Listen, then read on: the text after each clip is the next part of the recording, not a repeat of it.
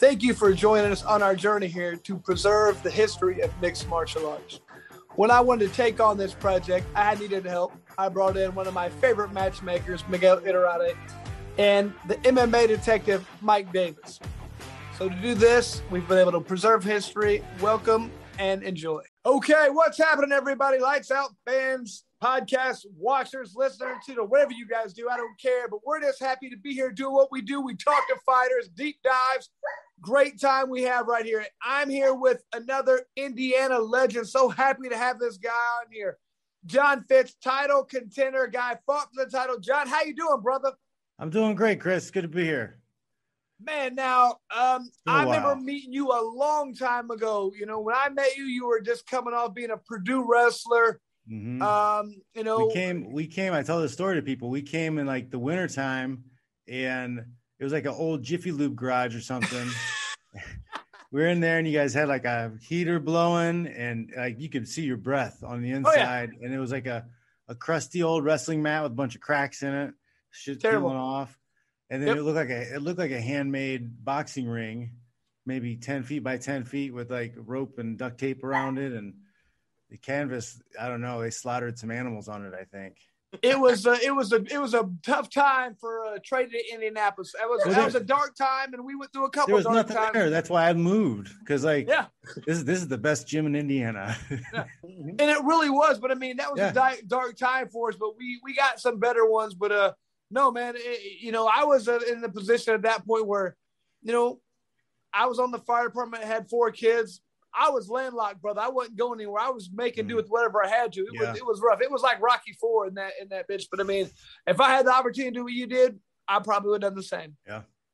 I just, man. There wasn't much around. Like we would go to the bars at Purdue, and then anybody who was interested in fighting or wanted to like do something with fighting, we had them come in and try to work out with them, and like they never lasted very long at all. A round or two, and then they throw up and then leave. Now back then you were like a 200-pound guy, man. I mean, when I was working out there, like you were a lot bigger, and I didn't realize how big the guys were. Yeah. Yeah, like when I didn't realize how big like Chuck and Tito and those guys were when I saw them. I was like, oh, they're 205. Like I was walking around like 203. I was like, I'll lift some weights, eat a little bit, I'll be all right. Yeah, they're huge. Huge.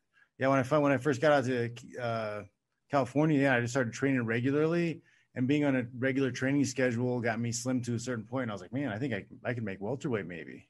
Yeah. Now I got a question for you.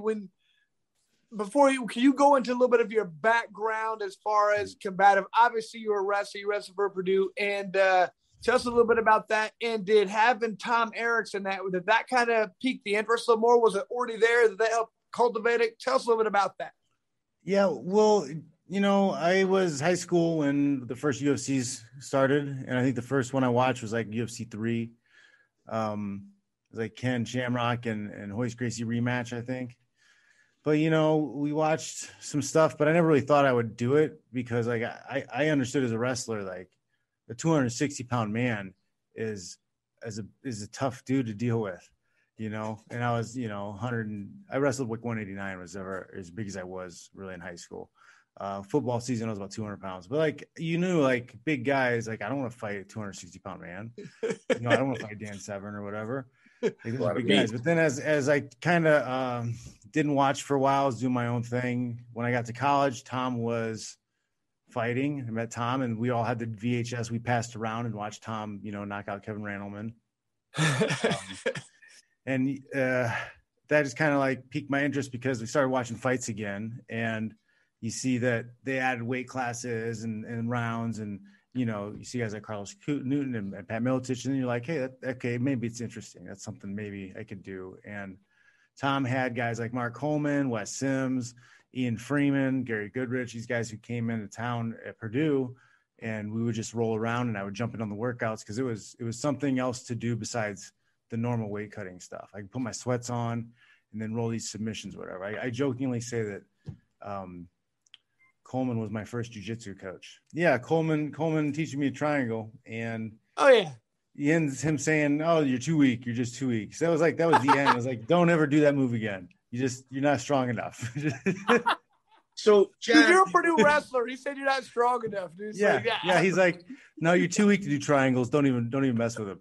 It's like, so Jon, you were, obviously wrestling, and you had an interest in mixed martial arts. Was there anybody else on the team that fell into that category as well, that was just kind of trying to cut their teeth in regards to mixed martial arts? Our friend Davion, Davion Peterson. He had some fights. Trained with him for a long time.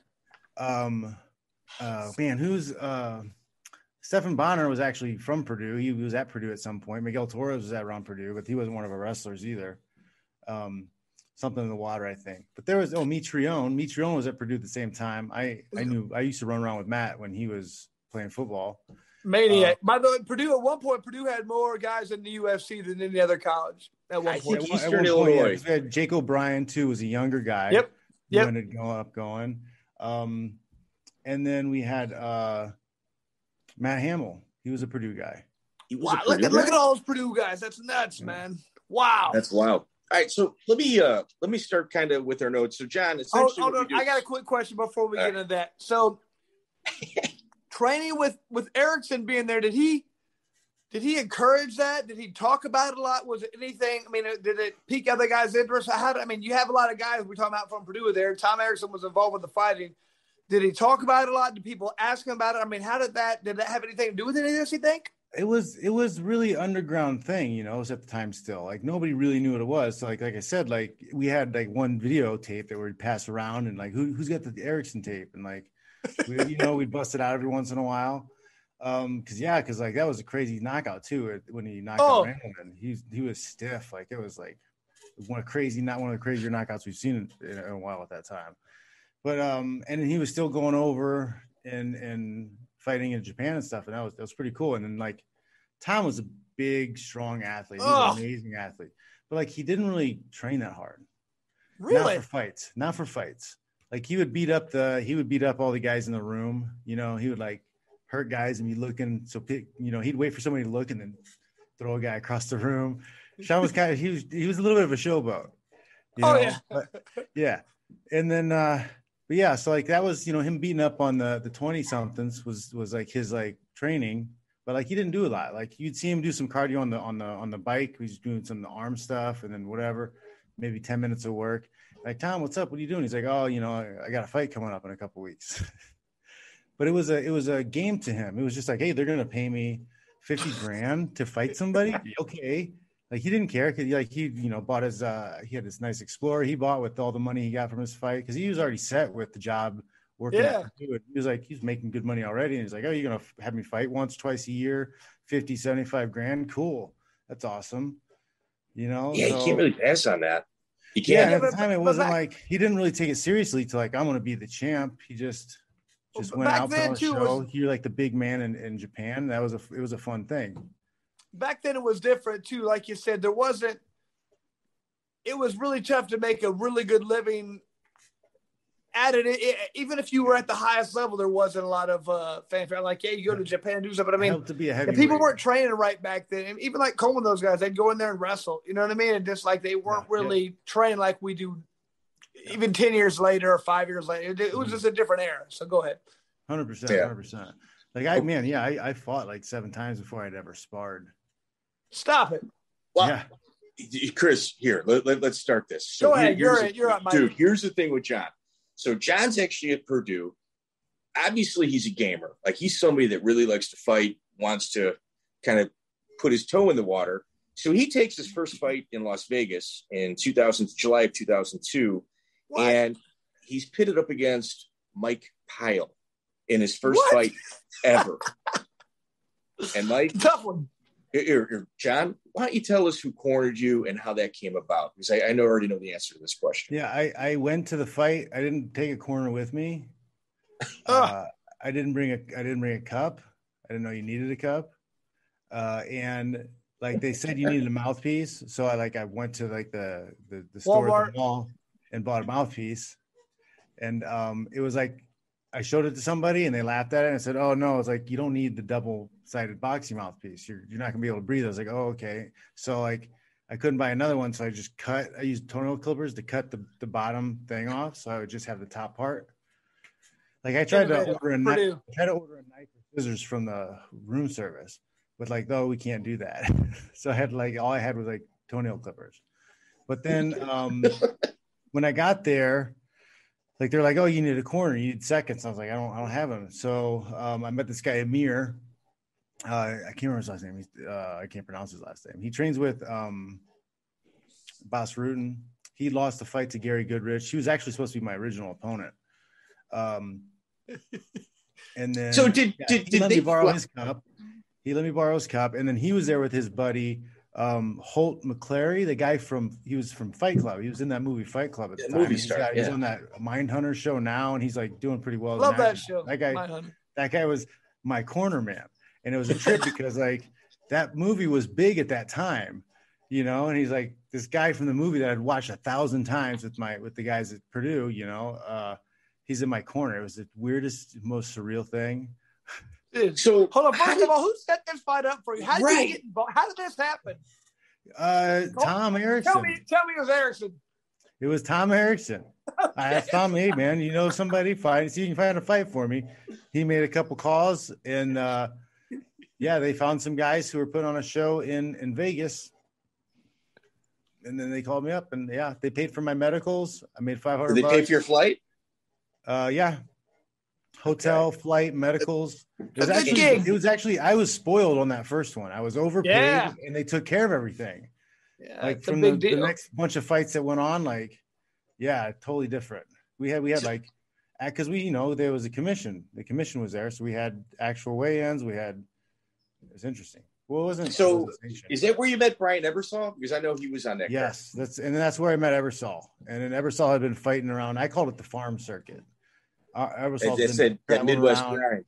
Yeah, the Midwest grind. So he'd been traveling around and fighting for a little while. So he knew a bunch of promoters.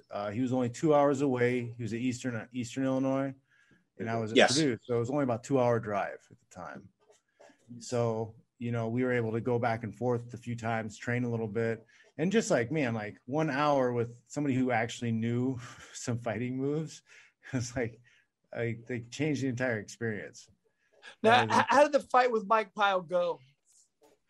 They said fight, and I was like, oh shit, he's gonna hit me. And we got into a clinch. I tried to throw him. I fell to my back, rolled to my stomach, hooks, choke. About 2 minutes. So John, are you the type of guy that have you had a lot of street fights up until this time? And that's like why was that your first fight? I had gotten in fights with teammates at practice. Okay. But those aren't real fights, really, Yeah. Like maybe I got punched in the face once when I was little, goof around or something, but like not really, no. Like, because I there's no reason. I had goals, I had things I was doing already. I was trying to win a state championship as wrestling. I was trying to be a football player. I was trying to do all this stuff. So it never really happened. There was a handful of skirmishes in college because you're out drinking, and especially at Purdue University, there's a lot of guys and not very many available girls. And you kind of end up fighting over the big girls sometimes. That happens. But like that Fight Club movie came out, and it was like, how much can you know about yourself if you've never really been into a fight? And I was like, you know what? That makes a lot of sense. And I heard the stories from Erickson. I heard the stories from Coleman about, they're talking about stories about meeting like Yakuza mobsters and just crazy stuff, sounding like movie stuff. And I gotta try it. You gotta try it. Yeah, it sounded a lot funner than like going to teach kids, because I was going to be a teacher, and like I was doing my student teaching. Yeah, I'd like an entire body tattoo that I'd have to cover in order to walk out in public in Japan. Yeah, Johnny Kuza. Yeah, but it's like just an interesting. It was just interesting. It sounded so much fun rather than just like being. I was like, I could always go back and teach for a while, and after some time off, like my degree's not gonna go away. So like, because fighting wasn't like something very profitable at the time, and going through student teaching, I realized I didn't really want a boss telling me how to teach, and I also saw like the opportunity between being a black belt in jiu-jitsu and like having your own gym. Like, hey, I can be a teacher, and like I set my own curriculum, and nobody has to tell me what to do with anything. So like, that was kind of the driving factor that led me to California. Sorry, what were you teaching in school? What subject? It's gonna be PE and history. The two subjects I hated the least. Hey, if you're a PE teacher, that's phenomenal. We're gonna play dodgeball. Who not like that? I always wanted that. Well, when I went to my student teaching, you weren't allowed to play dodgeball anymore because it was exclusive. Of course it is. Exclusive thing. So they had like people. Exactly. But like you could already see some of that softening of things. Like everybody had to be a winner. Everybody had to. We're weak. You know. No. Yeah. Sad. Yeah, that's wild. So, Chris, you know, when we talk about the Wild West days of MMA, Jon absolutely falls into that category. Oh yeah. So, Jon, your first fight, you'd be in the back of a baseball diamond getting ready to fight somebody, and you'd see people wrapping up with duct tape, and there's no commission, there's no rules. People bring their own gloves. One guy's gloves like 8 ounces, one guy's gloves 2 ounces. Like, could be mixed matched, red and blue.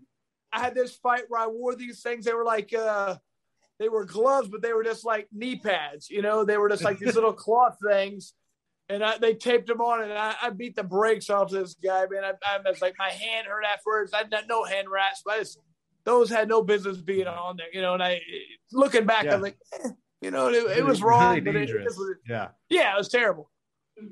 So Jon turns pro in his first fight against Mike Pyle. And then, like 2 weeks later, he's fighting in an amateur tournament, an extreme challenge for Monty Cox in a four-man tournament.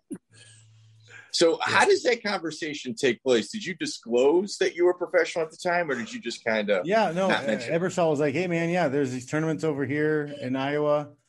They're amateur, like they're not going to get paid anything. I was like, well, okay, if they let me. And then he knew Monty Cox already, and he called, and Monty had no problem with it. So I went out there, and they let me fight in an amateur tournament after I'd had a pro fight. So which is kind of frowned upon. I don't know if you guys are aware of that or not. Yeah. So I mean, in all reality, he should have been fighting an amateur if you hadn't had any fights. But whatever. How'd that tournament go? It was really good. It was really good, that tournament. You know, I just kind of went loose and I wasn't afraid to like fight. Like I didn't spar yet. I still hadn't sparred yet, but I had one of the younger guys let me like mock beat him up. You know, like he would move around, I would like kind of touch him and like stuff. A role play. Like, and yeah, like in that, and he would just kind of cover up, and I would kind of shadow into things.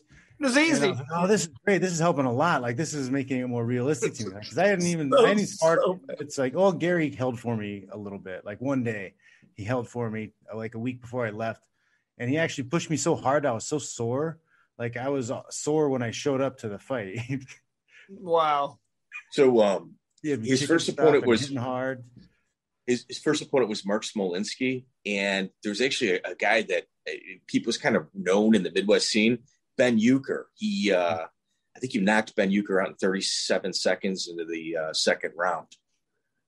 Yeah. I remember him getting on top for a second, then I swept.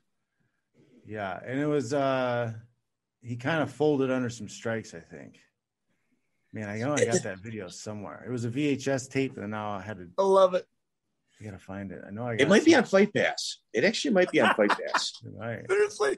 Yeah, a lot of those extreme challenges are, you know, they're not like cut out so you can separate Jon's fight from it. You just kind of gotta you just gotta find the number of what with the one. But there was like, I think Tim Sylvia fought that night against one of Brian's buddies, I think. Was it Jim Theobald? I remember Jim Theobald. He was a big guy, but he was at Eastern Illinois for a little while with Ebersol. Jim Theobald.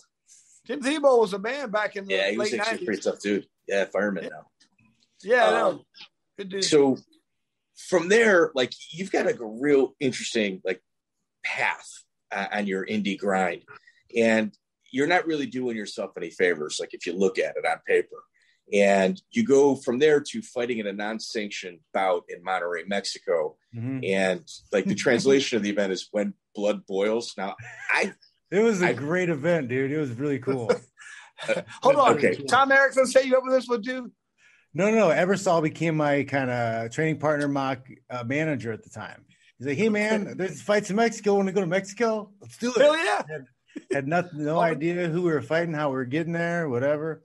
Like, we didn't have to pay for medicals or nothing. Yeah, Mexico. Yeah, like, you know, like we get down there. I can't remember. Like, I think we just went to a hotel room, jump on a scale, and the guy's like, okay. And then, like, that was us making weight. Like, it wasn't like an official, like, there's your guy, we're here. Like, I didn't even see my guy until by fighting. You know, I think there was a group of them, and I was like, it's one of those guys. Because they're like from Florida. There's a group of guys from Florida. I was like, it's one of those guys. And Ebersol knew who his guy was. So I was like, oh, I guess, yeah, he's probably the other one. But like, yeah, that was great. That was like a 10-second knockout finish. So was this master? It was a cool event because like we were in a nightclub, right? So like it was a 2-story nightclub, and there was like a bridge over the top. So like there were people like sitting around the table, smoking, drinking. And then there's people up above, like looking down on us too. That was really cool. That's a cool place, man. There was like this the stage that like turned around slow, and like they would announce you and it'd turn around slow, and then you'd like walk down the steps. It was really cool. It was, yeah, man. It was like a Van Damme movie or something. Did you knock him out with strikes, or was it on the ground and pound? I hit him with the hard right. All I had back then was a feint double right hand. So I threw like 2 of those. He hit the ground and then just hit him until he turned over and tapped. So was this a master Vic Davila? Was this a master Vic Davila? Do you remember the promoter? Yes. Victor, yes. Okay, so I fought for him twice, and he was doing the UFC like Spanish commentary for a long time. Okay, so were they throwing beer bottles into the cage after the event? Not that one. I think there was an event where there was things being thrown, but I don't ever remember getting anything thrown on us. You must not have been a main event then, because every main event that happens on his events. That's bottles, not even cans. Oh, I was. They brought me in a referee and because I speak fluent Spanish, and I got hit with like 3 or 4 actual bottles of like Modelo. Yeah, yeah. Don't be throwing Modelo. Throw that shit beer in there. Did you get paid, or did he kind of miss that? No, did he pay you in Coronas or pesos or dollars? No, he paid. Yeah, I think, you know what? Ebersol pretty much always got us paid, except for the Chicago mishap. Ebersol was pretty good about getting paid because he knew what was up. He would fight, and then after his fight, he would find the promoter and make him give him cash. Good man. Now the Chicago. I learned a lot from Brian. I learned a lot from Brian from him doing that. He's slick. The one time with that Ed dude. Now the Chicago debacle, is that the Ed Kim thing? Yeah. Oh, I was on that too, man. Yeah. I was there too. Ugh. We'll talk about that in a second. One of the most memorable things, though, I will say about the Monterey fights was Ebersol picking up his guy and like slamming into the cage, but the door like coming open, and they went into like the front row of like the tables. It was the coolest thing. Did Ebersol keep going? Did he keep fighting? He threw him out. They went through the thing, and then they went back inside. They moved him back inside, and they started the fight up again. It was nuts.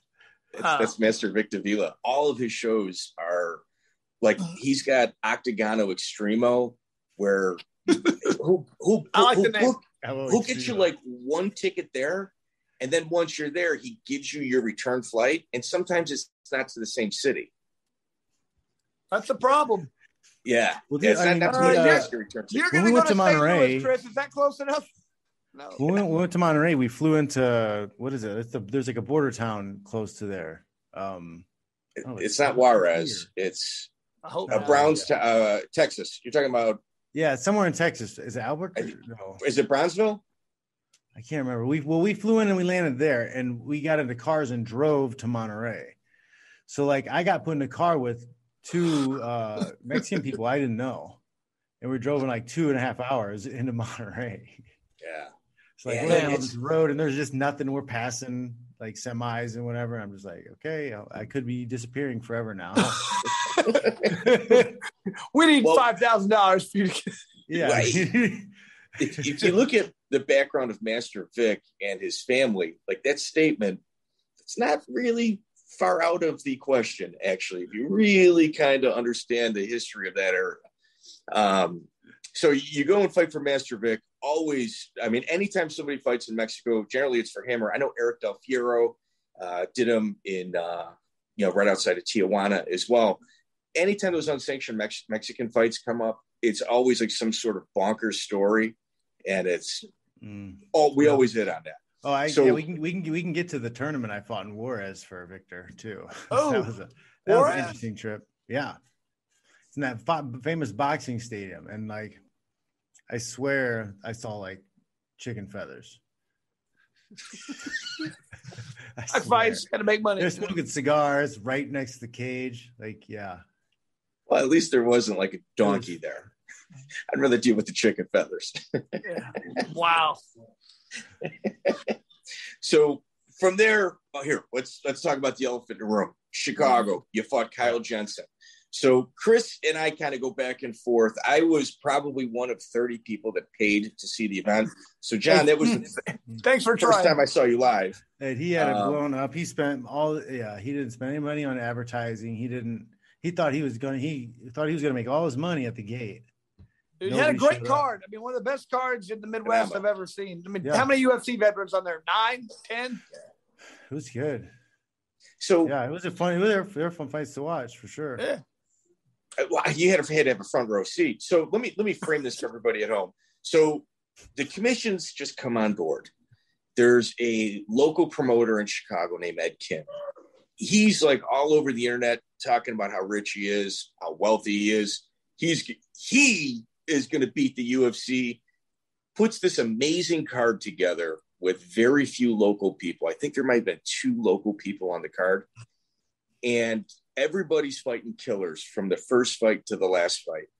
And John, at what point did you realize you probably weren't getting paid for the bout?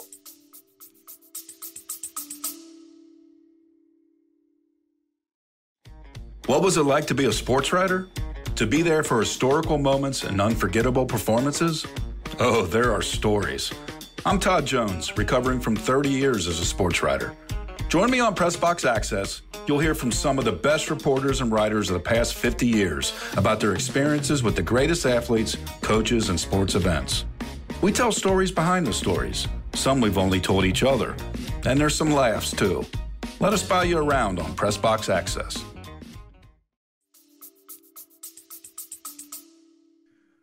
Man, I didn't even think about it until like the next week, because I was still kind of green, and it's like Brian was supposed to be pretty tight with this guy.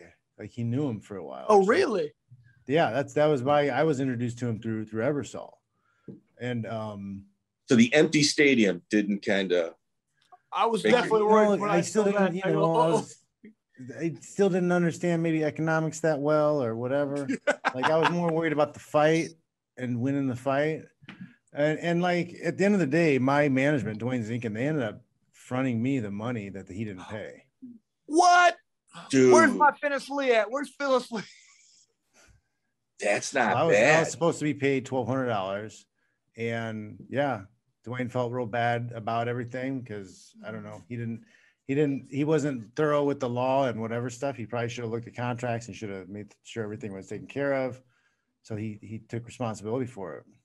That's good, man. You did get paid as much. Yeah, it didn't sting as much for sure. It didn't sting at all. But I mean, it stung is like, because I met that guy Ed, and I talked to him a few times, and like when you have trust broken, that's always, money comes and goes a lot of times. Mistakes happen, but like trust is. Yeah. Have you seen him ever since then?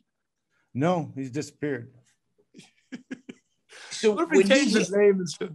I heard that he was trying to get away from people and got real drunk and got into a car accident that night. Told his parents' SUV.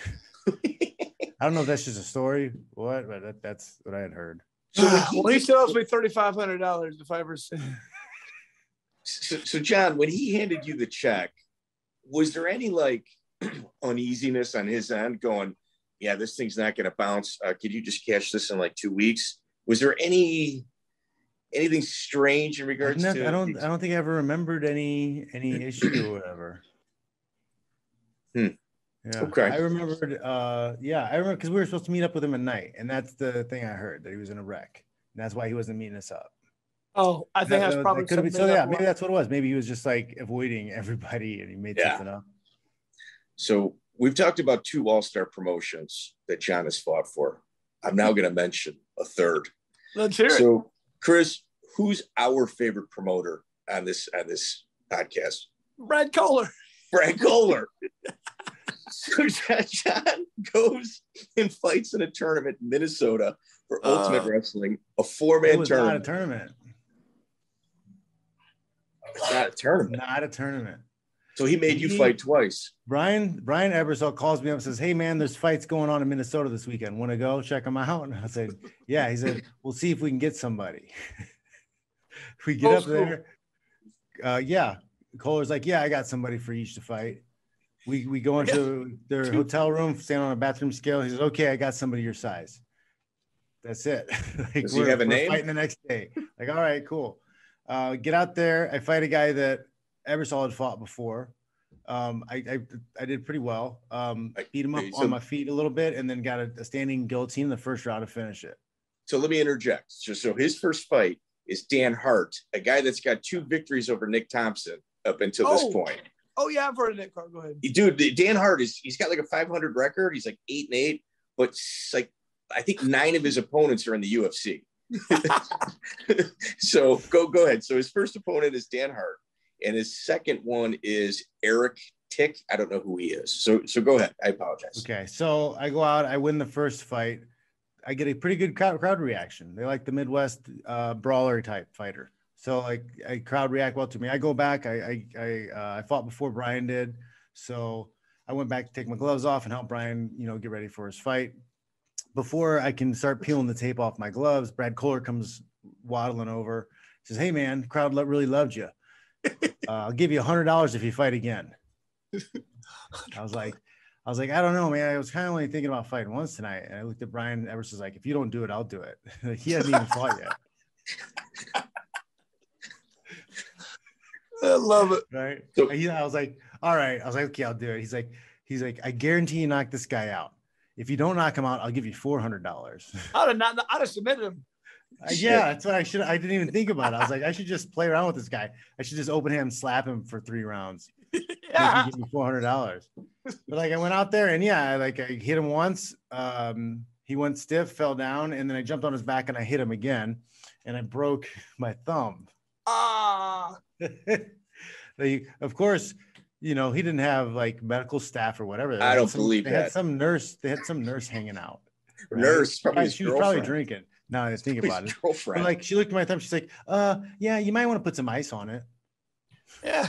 It was a clean break. I couldn't move my hand. She's like, "Yeah, you might want to put some ice on it." That was the end of her medical assistance to my thumb.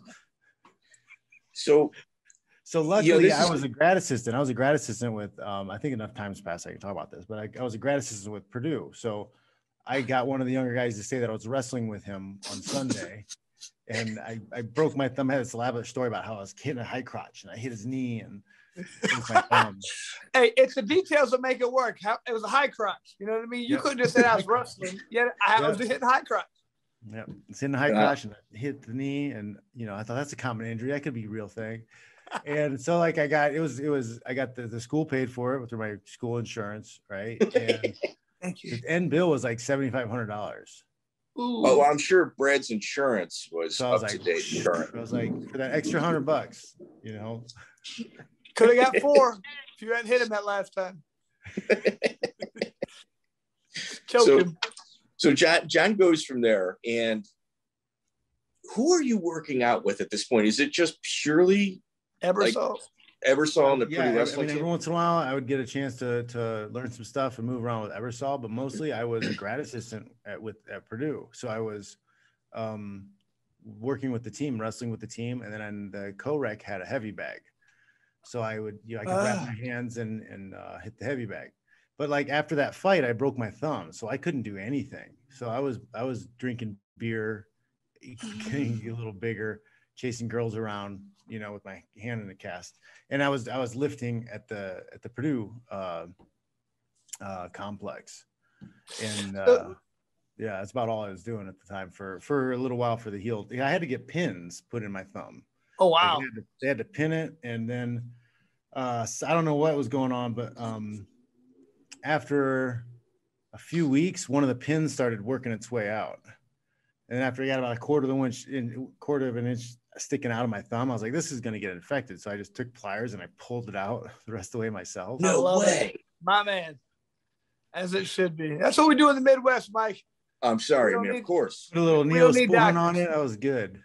And now, so you're still here training around here. And Mike, if I mess this up, correct me. But how did you get involved with people from California? How did the relationship develop? And when did that happen? And it's his next fight too. Yeah. Okay, go ahead. Yeah. It was Dwayne Zinkin again. You know, he was an All-American wrestler for Fresno State, and he had gotten into the MMA thing and thought just MMA guys. Thought wrestlers would be the best MMA fighters. So he decided to get into this thing as a manager, and he was working with Crazy Bob Cook and Javier and Frank. They're all kind of like in this little group together, and Dwayne was cold calling universities, and they're asking their coaches, really? Hey, do you have any guys that are interested in fighting? Right. So like that was one of that was, I think, a revolutionary type of idea. 100%. He's calling up these universities. Hey, do you got any guys who are interested in fighting at all? And Tom Erickson was like, yeah, I got a guy. And we kind of got into just talking on the phone and some emails and stuff. And he didn't really like where my record was, you know, because I had already had one loss already and like 2 amateur fights. And so it wasn't like an impressive record. He didn't want to like represent somebody who wasn't going to do anything. But then I went and fought that Ultimate Wrestler promotion for Brad Kohler, and Sean Shirk was there. Well, Sean was already represented by Dwayne. And because Sean was there, he was able to see me fight, called Dwayne and said, yeah, this guy's an animal. You should sign him.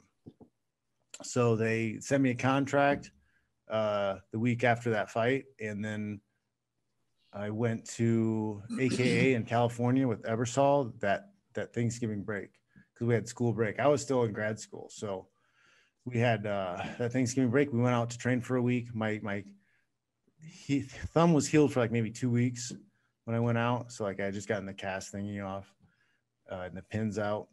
So like we came for a week, and then I fell in love with the place because there were so many people to train with, and there's like 5 different boxing instructors in the same gym, and there was jiu-jitsu guys, and Frank had a no-gi class, and Bobby Southworth was teaching a gi jiu-jitsu class. So it was like it was wonderland for me.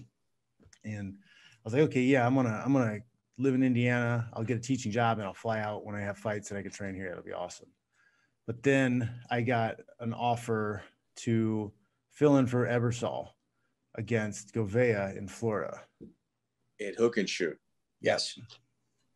And we had a good brawl. It was a fun little brawl, but like it was a clear demonstration to me that like I was just screwing around, because this was a guy who, like, those guys were like sponsored by somebody and all they did was train. That was it. Like that was their job, was to like be a full-time fighter at the time. Yeah. Like it was a difference of me goofing around in Indiana and me even flying out for a week in California. I was like, I'm never going to get on that level. It was an ass whooping I kind of needed, because I could, it wasn't really an ass whooping, but like I totally didn't have the experience, took a shot into a knee, lost some time for a little bit. And it just showed me that I needed more, and I couldn't do it commuting from Indiana to California, every once in a while. So I was like, I need to go out there full time. So I decided after that loss that I needed to finish that year of grad school, because I didn't want to make my mom upset. And then I would move to California. Nice. That's wild. So Wilson Govea was with the American Top Team.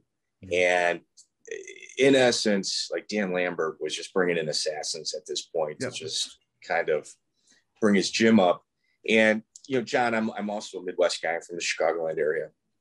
And at this point, everyone's saying your name. Everyone's going, oh no, Purdue wrestler, because we're all in the industry. So you kind of get, the rundown of what's available. Mm-hmm. And after that fight, you go on and fight Salman Hutcherson, who later went to the Ultimate Fighter. And you had Ben Rothwell in your corner, I believe. No, Salman did. And I was going to say, I had Ebersol still. Yeah, you were okay. So during a scramble, and it was like a hard fight. Actually, you know what? I don't think Ebersol was there that trip. My buddy Mo, I think, came down with me. I think Ebersol might have been somewhere else. I can't remember. So I do remember Mo being on I remember Mo being in my corner because he always busted my balls because I busted his balls because I was on a knee and I got punted in the face, and I remember that. They called it a DQ, not a DQ, but they called it a no contest instead of a DQ. I think I remember that. You had these splits. I was like, what the fuck, Mo? I was like, what are you doing? I was like, you dropped the ball on that one, didn't you? Like, I was just busting his balls. I didn't really care, but like, he was like, he felt bad. Where was that fight at? It was in Evansville. I remember that. It was really cool. That Solomon was a legit fight. Arena. Hook and shoot. Yeah. The thing is, like, if you look at your career up until this point, and John, obviously, you've fought at the highest levels in the entire world, like you have. But at this point, locally speaking, it's 2003. It appeared that you may have been wasting your time. Like you run into a whole bunch of bad luck, a whole bunch of bad promoters. You're coming off a really bad. There was no path. There was no path at the time. There wasn't. No. There was no way. This is how you do it in the business. This is how the business works. Everybody was just a loose cannon, like figuring, hey, I'm gonna try this and see if it works. And like it did for some, it didn't for others. Like when I got to AKA, that's when like we all started putting things together because we all had like a lot of wrestling backgrounds and we're used to being coached on like a university level. We started putting things together and like now there's a path. You come to AKA, there's a path. You know where to go, how to do it.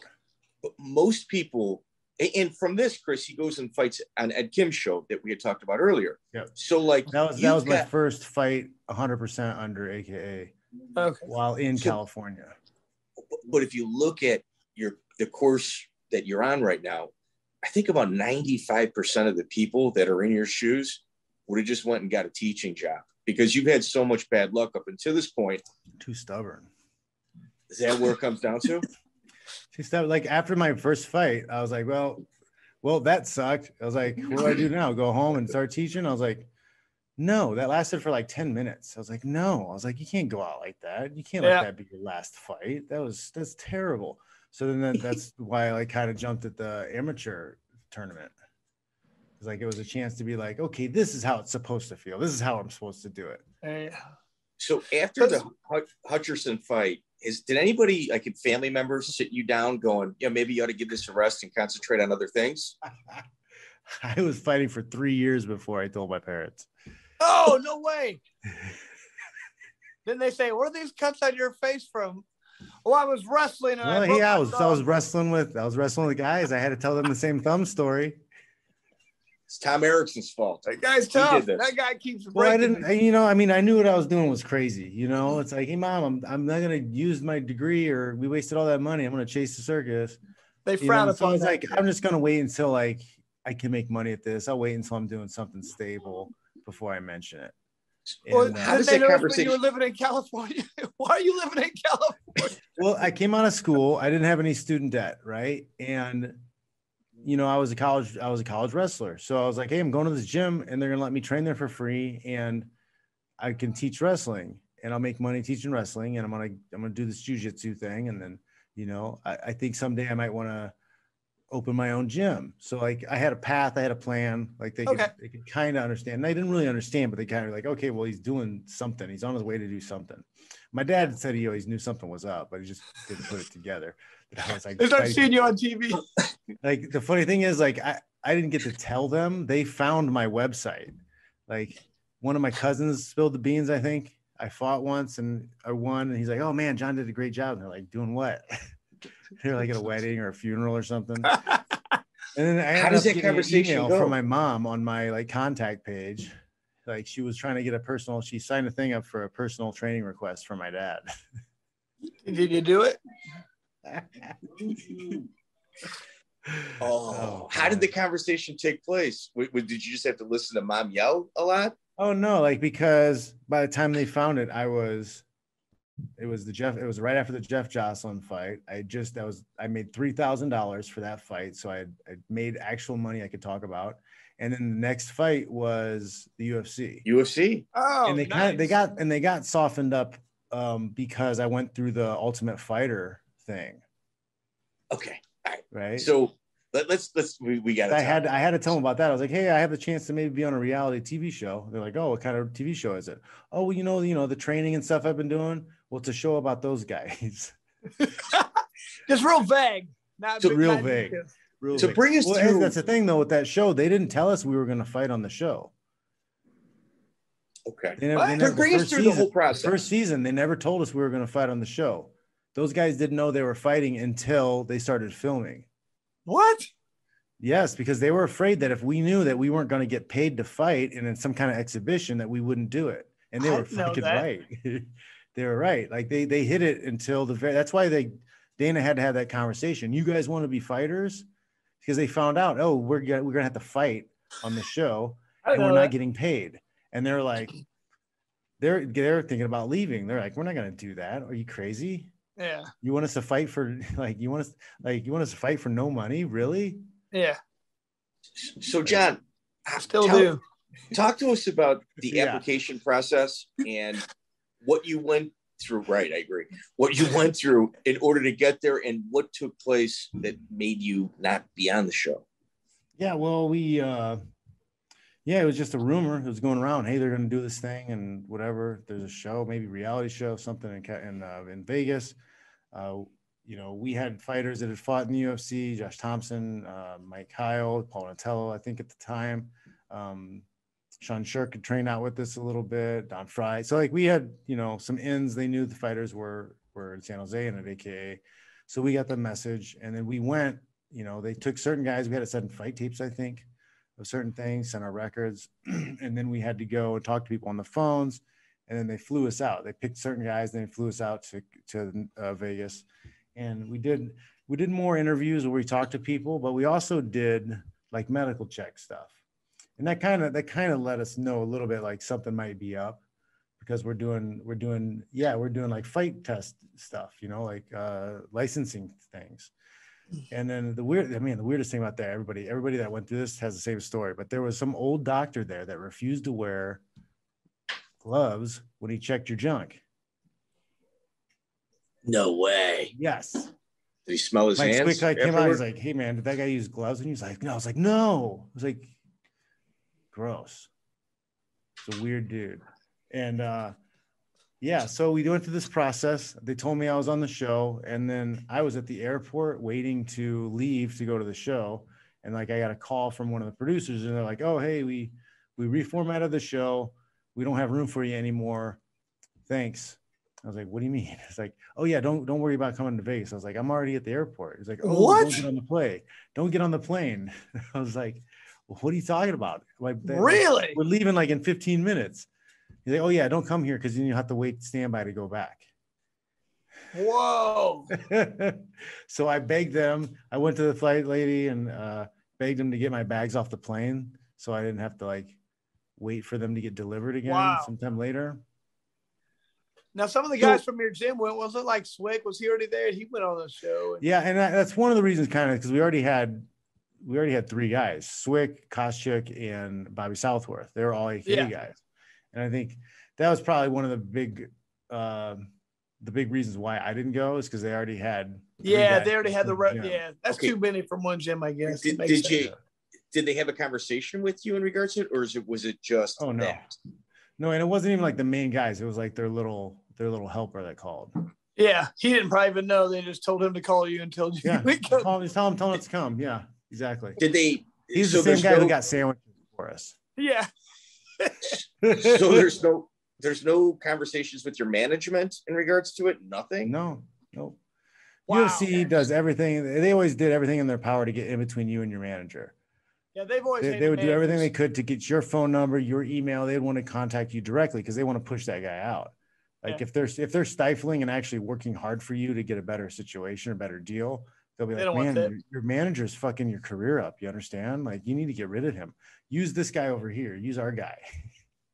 He'll take care of it. He'll take care of you." Wink, wink. Really? That's wild. You figured because that was why I never talked to him. Like I never developed a relationship with Dana or any of those guys because I knew that's what they did. I was like, "Hey, you want to talk to me? Talk to them." I made everything go through my management. You probably didn't have the Pav as a manager, did you? What's that? You didn't have the Pav as a manager, did you? That was me. Oh, no. They didn't want to talk to My him. manager beat Pav up. told him to quit contacting his fighters. Smack him around a little bit. Yeah, I don't think that might be. Yeah, there's a story about Crazy Bob slapping Pav around a little bit, throwing him on the ground and standing on his neck, because he was emailing us all and texting and like trying to get contact to AKA fighters and like, hey, and they're screwing you. You could do a better deal with me and whatever. So Bob had enough. They became really good friends afterwards, though. They became best buddies. They became best buddies afterwards. Okay. Yeah, but they maybe became best buddies, but I don't think Pav had a choice in regards to it. You know, I guess we'll be best buddies. Yeah. We'll be buddies. Yeah. All right. So that's the beginning of your kind of tumultuous relationship with the UFC. And you're not even there yet. And you fought on an event in Japan, the X1 event in Japan, against Gabe Garcia, which absolutely fascinates me. So it's in Yokohama, Japan. You're getting the chronological order a little bit up, because that was after the Jensen fight. That's correct. Yeah. So that was my second fight at AKA, and like again, so I didn't get paid for the Jensen fight, and then I fought in X1, and that was just that was a crazy thing too, because there were pro wrestlers fighting, 16-year-old kid fought. So Chris, check this out. So it's in Japan, and it's at an arena, and out of 9 fights, which is 18 fighters, there's 16 Americans on the card. What? I have to assume the entire arena was completely empty. It was pretty quiet. Who put that on? X1. It was X1. It was called X1, and it was a combination with like a pro wrestling organization, and then Brian Johnson helped co-promote it. So it was like Brian Johnson and his Japanese New Japan Wrestling. I think those guys. It was like a mix of those two guys together. Then we got taken care of really well. We stayed at a nice hotel, flights taken care of. We might have had, I don't know if we paid for our own medicals or they had them for us, or it might have Japan, we might have to even do them. But yeah, it was a great trip. It was a lot of fun. The only big problem was when they put the cage together, they had the bolts like sticking in. So like it was like the Running Man, he'd like throw somebody up and impale them on the bolt sticking into the cage. Oh my God. Yeah, so they're like, they got a hacksaw and they're cutting the bolts before the first fights are put on. Yeah. Wow. I think there's an issue with the door coming open too, because the heavyweights ran into it, popped the thing open. I found your fight, but I couldn't find too many others. Like I'm kind of like psychotic in my research. I have the Gabe Garcia fight from X1 on my YouTube channel, and that's when I saw. I have the tournament from Mexico also. I saw that as well. I got both of those in. Yeah, no, it was Japan is always interesting because the audience is so quiet, and when like I'm thinking like, oh, everyone's just real quiet, they're being respectful, and then I start looking at the card, and I'm like, there's 18 fighters on a card and 16 of them are Americans. But there's no way anyone's there. Yeah. But I mean, that's interesting. There was not a maybe 600 people, if I can remember. Yeah. You know, it wasn't a huge, there was enough to like, I suplexed my opponent, and there was enough to hear there's enough people to hear that. The 2 Japanese guys that were on the card never had more than like 2 fights. One was like 0-1. And they were works. Oh, were they fake fights? I could see that. I figured they were fake names. Christian Wellisch, right? He was one of our guys from AKA, and Christian got paid to lose. Christian had to like the guy was so scared. Christian had to like hold his hand through it because he was afraid that like Christian was gonna like beat him up. How much did he get paid to lose? What's that? I don't know. I didn't know the money, but like he was not supposed to win. He had to like force his hand around his neck to like guillotine him because the guy was like terrified, had no idea what to do. Wow. And then the 16-year-old, they had a 16-year-old on. They had a demonstration. He was some karate kid, and he like kicked 2 bats and broke the bats. And then he fought this guy, and the guy was supposed to lose too, but nobody told the kid it was going to be a work. So the kid like the guy, he hit him, and the guy he fought fell down to like be knocked out, and the kid kept hitting him and really knocked him out. Oh man. So did you guys know going into this that they were works, or did you just piece it together afterward? Oh no, we definitely, because they were like, that was the pro wrestling part of it. That's so wild, man. Japan is so interesting. It's like, so the only two Japanese guys on the card like had like guaranteed. They were terrible. Yeah. Well, their pro wrestling and their MMA are so intertwined. People don't get like, people did both. Sakuraba was a pro wrestler. You know, those guys were all pro wrestlers, and they were badass fighters. Mm-hmm. So we kind of started weird. going down the path of the tumultuous relationship with the UFC with Jon, which is going to be a recurring theme in this interview. So my relationship with the UFC was, you know, I had a distaste for them from the minute I heard about how they treated their athletes. Okay, because I'm not a stupid person, you know. I've seen how things are supposed to work. I understand the fact that, you know, the fighters are the sell. That's who people show up to see.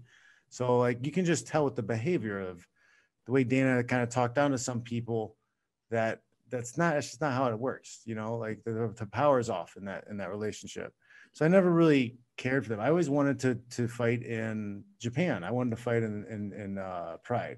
Like, I just thought the way they treated their fighters, the atmosphere around it, it was less circus and more like, I don't know, noble exhibition, like samurais fighting. I just thought it, you know, there was just as many shenanigans over there too, but like, it's just Pride was just a better show to me. One thing I always loved about Japan fighting over there was it wasn't as much about win and loss. I mean, you go out there and if you fought your ass off and you lost, the crowd loved you and the organization loved you. You were loyal to the organization. You were good. You were going to keep coming back. I mean, if you had some kind of a little stick, they loved you. And if you came and fought, it wasn't about win and loss. It's all about win and loss in America. And that kind of disheartening because you lose two and then you might be done. You know what I mean? But if you could go over there and just put on, you know, so that Bushido warrior spirit, they loved you. You know what I mean? And that's, I understand that what you're talking about in Japan. It was a great comforting feeling that it was very fighter friendly, I felt. Yeah. Yeah. It was very, very, very fighter friendly. Plus you got the fans are just nicer. They understand it too. Like they clap when they're supposed to, when something's happening. You don't hear any of this, stand them up, ref, and they're hugging or what. You don't hear any of that stuff. You know what I mean? You're gay. Quit humping them. Right. You know, it's none of that. Like you pull off anything technical. Like, ooh, like they clap that. And then they go back to being quiet. They get it. Yeah, and I don't know. It's not really a hater culture. Maybe it's because I don't speak the language, but it doesn't seem, you know, like they would bring you very gifts. very like, respectful. I had a couple of people who like bought me sweatshirts over the years, but they were always, if I ever got something from a fan, it was usually somebody from Japan. Okay, so Jon fights in Las Vegas and Dana White shows up. It's with Shooto USA against Shonie Carter. Mm-hmm. I looked for this fight everywhere and I couldn't find it. Would you mind walking us through it? Man, they beat him up pretty good. I remember thinking like this can't be, this is way easier than it should be. Because it was my first UFC vet. And, you know, a lot of people were like, he's going to get killed by Shonie, a spinning back fist, whatever. But I just punched my way into position, slammed him on the ground, beat him up on the ground, back and forth. He tried a spinning back fist at the end of one round. I saw the tell when he starts to turn. I threw a head kick and I caught him. I went a little too soon and ended up hitting part of the armpit, but I kind of kicked him in the face. And then when I started the next round, I like hit a single leg, took him down, put my shoulder to his belly, and he tapped out from the single leg, rolled over it, and threw up on the mat. Really? Yeah. You get him right. Dana was pissed. I guess Dana went there that night because he was supposed to it was supposed to be the comeback and re-signing of Shonie Carter. But I smashed him and Dana was mad. So Jon, your cardio is phenomenal. Like I've watched probably about 80% of your fights, and your conditioning and cardio is amazing. So when I saw the Shonie Carter bout on your record, Shonie wins most of his fights by just being in better shape than a person across from him. Like if there's Shonie was he was a good guy. fighter, kind of keep the same durable pace throughout the fight. Yeah, just experience is how he wins. Durable, wearing guys can out. It's hard to keep in certain positions. Like he's gonna move. Yeah, he doesn't pressure you heavy, but like he can be there. So I think there was more issues going into this fight with like Shudo USA's operating out of Vegas. They only had 4 fights on the card. And when you look at the fights that were canceled, you had yourself versus Adam Lynn. I'm not sure why that was canceled. Aaron Riley, Drew Fickett canceled. And there was 4 total canceled bouts. And I can't imagine the other ones that fell apart. Do you think the athletic commission may have been working really hard to make it difficult for this promoter because it's the UFC's hometown? There's a lot of shenanigans about how the UFC came into power. This could be a whole other episode of MMA conspiracy theory hour. Like a tinfoil hat. Everybody will say that. But like, no, like the Fertittas had very close ties with the athletic commission. One of the Fertittas was on the athletic commission. Like everybody always talks about the UFC bought the struggling the Zuffa bought the struggling SEG owned UFC for $2 million. But no one ever asked why was that original UFC struggling? Why was the SEG struggling? It wasn't because they're incompetent. It wasn't because nobody wanted to watch fights. It was because they were running into all kinds of legal blocks and all kinds of other things that prevented them from being profitable. And when you look at that famous vote where they were going to vote to sanction and regulate MMA in Nevada, and nobody could understand why it wouldn't pass. Like it didn't pass and nobody knew why didn't it pass? And then lo and behold, one of the Fertittas quits from the commission who voted no, and then they turn on and buy it. The Fertitta's and father, then the new vote comes. Fertitta's father, their father was close friends with Harry Reid, right? Harry Reid, close friends with John McCain. Like there's big power players who were working against this company. And they knew what they could do because they knew boxing, and they could see, in my opinion, my conspiracy theory, they could see how much profit they could make off of this. They could turn this thing, pay the right people to look the wrong way, and allow something that should be illegal be legal, which is a team owner or event provider or a promoter controlling the title and exclusive contracts. That's something that's not supposed to be allowed in sport. Yeah. Well, I mean, listen, you're obviously knees deep with the fighters union with it. But if you really look at it, it's the Muhammad Ali Act, the Ali McCain Act. Like it's, the Ali Act, was necessary to keep guys like Don King from doing what they were doing. But Don King never had the power that Dana White does because Don King never owned the title. The boxing was taken away from promoters in the 1800s, right? Yes. Because that title was taken away in the 1800s, they've had more of a competitive market, right? Because now multiple promoters can still compete for the same title. Right. That's correct. As long as they pay the sanctioning fees. So yes. Let's kind of talk about some of the shenanigans on the event. Do you know why your fight with Adam Lynn was canceled? I'm not even sure. Yeah, I don't know. I never heard. I had so many fights and things pull out and fall through. That was just like, okay, yeah, another one fell through. Yeah. It was, it's like, it just, until the cage door shut, like you're ready for it to be called off. Chris, you look at this card and all you got to do is just have a working retina in order to see what was going on. 4 fights, Las Vegas, Dana White shows up for Shonie Carter. So imagine like being a guy that makes somebody or an event organization so miserable that they probably want to pull the plug on it. But based on the integrity of the people involved, they say, no, we got to go through. Even if it's 1 fight, we're going. 4. Jeez. So they have 4 fights. And then you just go, well, I want to go take a look at what it is, the destruction I caused. Let me go get a front row seat so I can go see, these 2 fights. So it's interesting. Like it's cutthroat, man. It is cutthroat. And especially when you talk about like how John had just spoken about earlier, their pathway to get where they're at. They are the first pseudo sport It's a production, actually. The first pseudo sport to counter program against their own sport.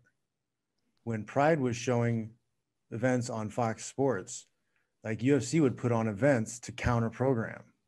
That doesn't happen in baseball or football or soccer or whatever. It's interesting. It's interesting. So after that, do you talk to Dana White? Do you guys have a personal conversation? Oh, no, I didn't know he was there. I only knew about that incident because his personal assistant, she was there. Okay. I found out later. Okay. So you take, I'm not even gonna, my question, it's not there. So there's 10 months off in between that and the tournament you had fought for in Mexico. Yeah, because after I whooped Shonie Carter, no one would touch me at 170. Really? You know, you were in such a tough position. No one would fight you. You're willing to fight anybody in the world, and then you got like the level, like the biggest organizations in the world going, yeah, nah, we're not ready for you yet.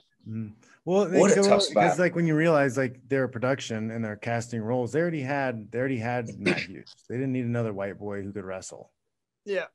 You know, they needed a Shonie. They wanted Shonie to win. They needed him. Yeah. That's wild. Sorry, so you fight for Master Vic again in Mexico. I think you with said Juarez.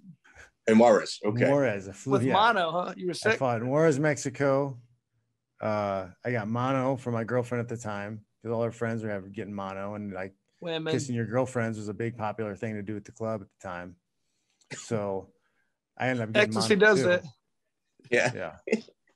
So John three times in one night. Oh, first off, that tournament was supposed to be 2 fights on Friday, and then it was a 2-night event. We were supposed to fight twice on Friday and then come back on Saturday and do the main fight. Luckily, when we got there, was this? Yeah, he's like, "Oh, we're just gonna do it all in one night, and then we're gonna do different fights on Saturday." So, Chris, John fights in the first 7-man tournament ever in the history of mixed martial arts. Did you get the bye? Of course not. So it's like I study these cards. Like I look through it and I'm like, wait a minute. I'm like, count. It was a tough card. It was a tough card, but it was all on your side. The other side, they're really here. You start with Mike Seal, tough dude for sure. Strike Force, Sengoku. He got a pretty good stuntman career going too, I think. Second round KO. How hard was that fight against Mike? Because he is a tough guy. I got the takedown pretty early, got side control, and just kneed the crap out of his side until, he didn't want to do it anymore. So that's a lot of energy that he expended. Yeah. But it was also, they switched it to like 4-minute rounds, and we got, it was like 4-minute rounds, and we got like a minute and a half break in between. They wanted to keep the pace of the fights fast. And like the ref was told to like stand up as soon as you can. Yes. So that's what Master Vic does. And what he'll also do is after like a 3-round fight. Know ahead of time. he at least told us that we're going to be standing you guys up quick. See, I mean, you say ahead of time. I mean, he does tell you ahead of time when he goes, all right, you just fought 3 rounds. We're going to shut the cage door and you're going to go 2 more rounds. Like he would do stuff like that. Like, I mean, that technically is ahead of time. That is, yeah. Well, they scored it a draw. We need 1 more round. Yeah. So who's the next opponent? He fights Bellator Shudo Strike Force veteran to a decision, Jorge Ortiz. No, there was not a decision. It's a TKO. It was a 4-round. It was a 4-round fight. It was 3. That's what it was. It was 3-minute rounds, but there were 4 rounds. He quit after the 3rd round. That was a TKO. He would not continue. All right. So it says unanimous decision. Did they read scorecards? Right? That was his nickname. He had the best nickname. He had these little pink Speedos that he fought in.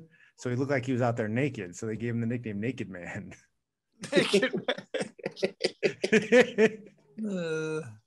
So you've got a lot of energy spent at this point, like the other people in the tournament was Jorge Ortiz beats Jason Guida, and he can't continue. So they take a guy who's in the finals. Alex, was it Serdyukov? He's one of those Russian He was a good fighter. Like all those guys were like UFC tier. Like nowadays, the guys who get in and have a couple fights, on the low level, 10-10, they're all on that level. They could have fought at that level. So Alex did a lot of his training camp in like Holland with like the high end Dutch kickboxing teams. Wow. He beat Mark Weir for the opening of the WEC title. And John's got him, a fresh guy coming into the finals. And you stop him in the second round. Where are you at mentally in this tournament? You had dumps. These fights were in Mexico. So we could kick with wrestling shoes on. Head stomps, soccer kicks, knees to the head on the ground, all legal. I love it. Elbows, all legal. This is the way it should be. Okay. I agree. Well, Alex caught me. I do this thing I call baiting, where I give guys certain positions where they think they're going to submit me, but really I just beat them up. So I gave him a triangle position, but I pinned him in the fence so he can't finish. But I can elbow him in the face. So I dropped elbows, cut him up. That ended up getting his triangle to open up. Then I got into a position where I could just keep kneeing him in the face on the ground. He's my favorite move, really. Back in the day. Yeah. But you can watch those fights on my YouTube channel. I didn't see those. I didn't see. I'll look again. Yeah. So you take another 8 months off after that. Is it the same reason? Yeah, I couldn't get fights. Nobody wanted to fight me. Like, are you talking to the there's UFC a couple. I mean, point? I have a lot of the stuff in my. I have a book, Failing Upward Death by Ego, and I have journals. I kept like most of my fight career, 17 years or so, in journals. I wrote daily journals just about. So I shared those journals, so you can read a lot of this early stuff, like fighting in the fights in Mexico, and what I was doing, what I was thinking, all that stuff. And I shared them, wrote reflections on them. But like you can see all this stuff in there. So what did you get paid for that 8-man tournament? Do you recall? $1,500. $500 a fight. That's tough to live on for 8 months. You know what I mean? Hey man, I had an $800 a month budget, and I was working at the bars, and that was a nice boost. Were you talking to the UFC at this point, or what? I mean, are you trying to fight? Crazy Bob was always trying to talk and get us in, but like they told him, like we already have, they straight up, we already have a Hughes, we already have this guy. We don't need any more grapplers. We don't need more grapplers right now. Okay. So like the way I got into the UFC was, I had to take a fill-in fight. Yeah. At 185. Oh. Yeah, we'll get there. We got that. So now we go to one of your controversial fights, and I'm not sure it is controversial, but we're going to address it as that anyway. So you take 8 months off, and then you go and fight in Freedom Fight, USA versus Canada, against Jeff Joslyn, the name we had brought up earlier, and somebody that, in my opinion, is incredibly underrated in regards to the totality of their fight career. Yes, Jeff Joslyn. So 100%. You win a split decision against Jeff in his home country. Why don't you bring us through your feelings? Everyone's heard Jeff's. Well, I got to tell you the setup for this too. Like, sure. I think I was training for other fights that 8-month layoff, and things fell through. Like maybe that judo card that fell through, or whatever fell through. Like there were other things that I was supposed to do, and then finally I get an offer to fight this karate guy. Say, hey, you want to fight this karate guy? That was the offer they made to us. I was like, yeah, you hit the offer to fight a karate guy. But like, I didn't know that he was a Kyokushin, like point sparring, like somebody who actually sparred and fought karate guy. I thought board breaking karate. And then they're like, he's taking some jiu-jitsu, but he's like a brown belt, but whatever. He's been doing jiu-jitsu for like 10 years, but whatever. Like it was downplayed. Like he was just some karate guy that I was supposed to walk through. That's how they lured me up to the fight in Canada. Right. And then it was my first fight at 170 where I had to make 170. It was the first time I've had to weigh 170 since I was a freshman in high school. Chris appreciates that. But because like the Shonie Carter fight, he called and asked to fight at 175 because he didn't want to cut the extra 5 pounds. And I was like, all right. And that wasn't easy. That wasn't easy. And I hadn't figured out my weight loss system either. Like I had my book, Weight Cut Bible. I figured it out, wrote it down. So you guys check that out. But like, I hadn't figured out my weight loss system at that time yet. So I was like, I remember being in a steam room and being miserable, like not realizing that you don't sweat as good in a steam room because you have perspiration. You have like the water molecules all over your body, and it keeps the water from flowing. So like I struggled through that weight cut a little bit. So I had to drop the extra 5 pounds and weigh in scratch, I think, at 170 for that fight. And like, that wasn't the best feeling. But, you know, I still was thinking, oh, I'm wrestling, I'm fighting a karate guy. I'm going to knock this guy out. It's going to be funny knocking out a karate guy. But like, he was very, very skilled stand-up fighter, and his grappling was very competent. He was good on the ground. Yeah, he's a lifelong martial artist. His dad owned one of the top competition karate schools in all of Canada. So you're looking at a guy that's probably started throwing punches at the age of 2. And the entire country does not want to fight him. On top of that, like if you look at the totality of his career, it's just guy.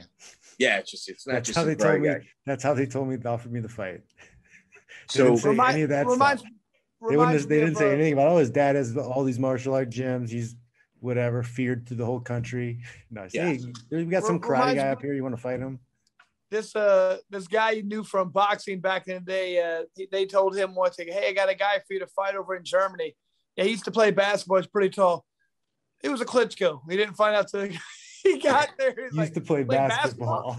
Yeah, I was like, yeah. So he fought a Klitschko, didn't even know who he was fighting. I was like, that's the type of shit you're talking about. Yeah. So let's talk about some of like the points, the arguments that are being made in regards to why you got the split decision rather than based on merit, which I kind of fall into the category. I watched the fight. I've got my opinion. So Tito Ortiz is in your corner. Why is that?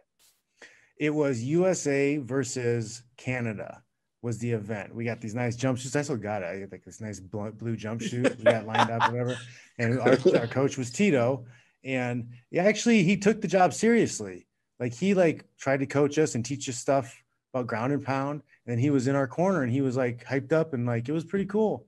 Like, I'll never say anything about Tito because that was a good experience. He's a good guy. So how long were you in Canada for prior to this? Like, were you guys out there for like 4 or 5 days or something like that? Yeah, I might have got there on a Tuesday, fought on Saturday or something like that.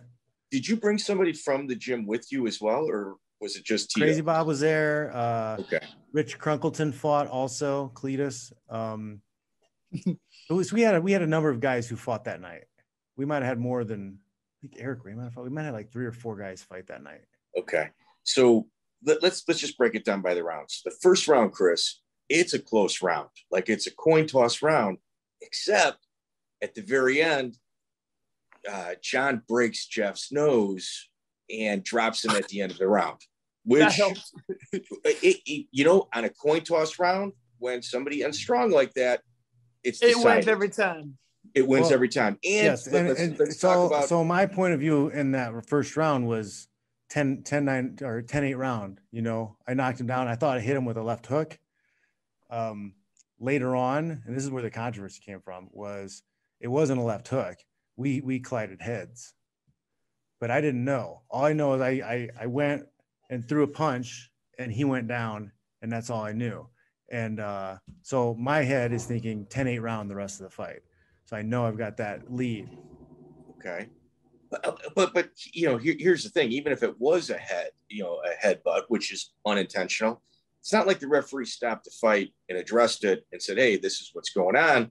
The fight continued. So not only did he not do that, but like I didn't know what was going on. And they had the doctor checking his nose and like doing extra stuff. So like it wasn't a 1 minute round break.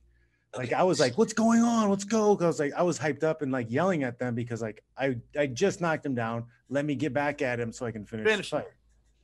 So in the second round, Jeff scored with a few heavy punches. So he was getting a better end of the stand-up. And it was up, but it was a real close round. And then Fitch at the last minute gets a big takedown. I mean, it was a close round. It was Joslyn in the beginning of the round. then it became close where you're just like, 15 strong seconds doesn't give a person a round when, 3.5 minutes is kind of even. And then there's a huge takedown at the end with dominant position by Jon Fitch. I'm scoring this thing and I'm watching it completely independent. You're in his hometown, so the audience is popping for him every single time, Jeff does something. And in the second round, end of the second round, I'm thinking like, oh, this is a setup. Like it's starting to ring into my head like, oh, I got set up. This is a setup. This guy's not a karate guy. It took you that long to figure it out? I was like, everybody's cheering for him. This guy's not a karate guy. They gave him a 2.5 minute break in between rounds. It's like, oh, this is a setup, bro. It's a trap. This is where the controversy comes in. The third round is pretty dominant by Jeff, but in the middle of the round when Jon is starting to turn the corner, they go, wait a minute. And you see the conditioning. I mean, Fitch is known for his conditioning. He's a friggin' savage. Yeah. You can see, wait a minute. Now the train is about to start going downhill. They stop it for the doctor to check and they allow him to recover. And they have the doctor check, not his nose, but his lower jaw. So you couldn't see it. They were checking his lower lip. That was me. I called timeout. Oh, wait a minute. Wait. I apologize. He hit me with an uppercut. So I'm like, this is a setup. I'm like, this is some bullshit. Like, I got hit with an uppercut and like, I still have a huge scar. Like, I have a huge fat lip right on here from it. Because he hit me and my tooth almost went all the way through my lip. And like the timeout was the issue. My mouth was filling with blood. So I had to like tilt my head down to like, spit. I didn't want to spit because it made it flap and it felt weird. So I had to tilt my head down so the blood would pour out of my mouth. And I was like, my lip. Because I was like, they gave him a timeout and let him sit on the stool and they checked his nose. I was like, I should have a doctor look at my cut too. Made perfect sense to me. The ref didn't know what to do. So he like gave me some time to like rest a little bit and like he's confused. And then Tito jumps up on the apron and runs over. I was like, how's my lip look? He's like, it's fine. Finish fighting. I was like, okay. And then we just finished the fight. So in essence, it appears to me you got a seasoned veteran, somebody that's been around a few blocks with Jon Fitch, takes advantage of a referee. The referee is kind of like this, but it's not your fault. That's the game. It's the game. I mean, you learn. Play to win. So hey, he's just he's a Canadian. He's being polite. He asked for a break, a timeout, had to give it to him. Okay. So, Jon, you win a split decision in Canada. And Chris, what do we say when somebody wins a split decision in someone else's hometown? Well, I've never usually won a split decision in somebody else's town. I've always lost. So if you lose a split decision, you probably won the fight. So if you win a split decision, you definitely won the fight. That's it. Yeah, that's our That's theory. the way I see it. I mean, and there was a lot of accusations. Well, Tito Ortiz influenced the judges. He called a timeout, but like it was kind of equally grimy on both sides. It was the referee's fault. I stopped the time my shoe. That's the state tournament. You're wrestling. You got a minute left on the clock. I stopped the time my shoe, man. It happens. What are you gonna do? Hey, that's being a wily veteran right there. That's what that is. Yeah, that was the war that I kind of needed to like make sure I was prepared for the UFC. Okay. So 100%. And on that, you go from, was it July 9th, and then you go to October 5th. So you have a little bit of a time off where you fight Brock Larson. Before we get into this, let's hit something else. When Jeff Joslyn goes and fights your teammate, Josh Koshchek, on a last-minute fight, when Koshchek is arguably top 5 in the world at this point, no one in the UFC wants to fight him. They bring in somebody last minute and takes him to a split decision on his UFC debut. That is a special fighter. Yeah, man, I tried so hard to get through to Koshchek about how tough this guy was. This guy's good. Yeah, I was like, bro, I made sure to spar him. I sparred him hard. I was like, I wanted to make sure that he was going to get this win. But, when Koshchek had attitude, okay. I got it. And I was just like, bro, I was like, and then he had a tough fight with him, man. That guy was good. But like he started having like concussion issues, I think. He did a TED Talks about concussion issues. And at this point in time, right after your fight, I had like some sort of like cheesy internet, like radio show.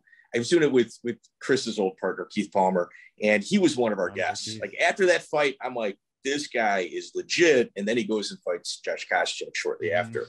But you got anybody else. That guy could have beat a lot of dudes. He was top 10 and he was top 10 in the world without even being in the UFC for sure. I think he was game to beat any guy. He could have been in the top 10. Yeah, definitely. I was supposed to fight him.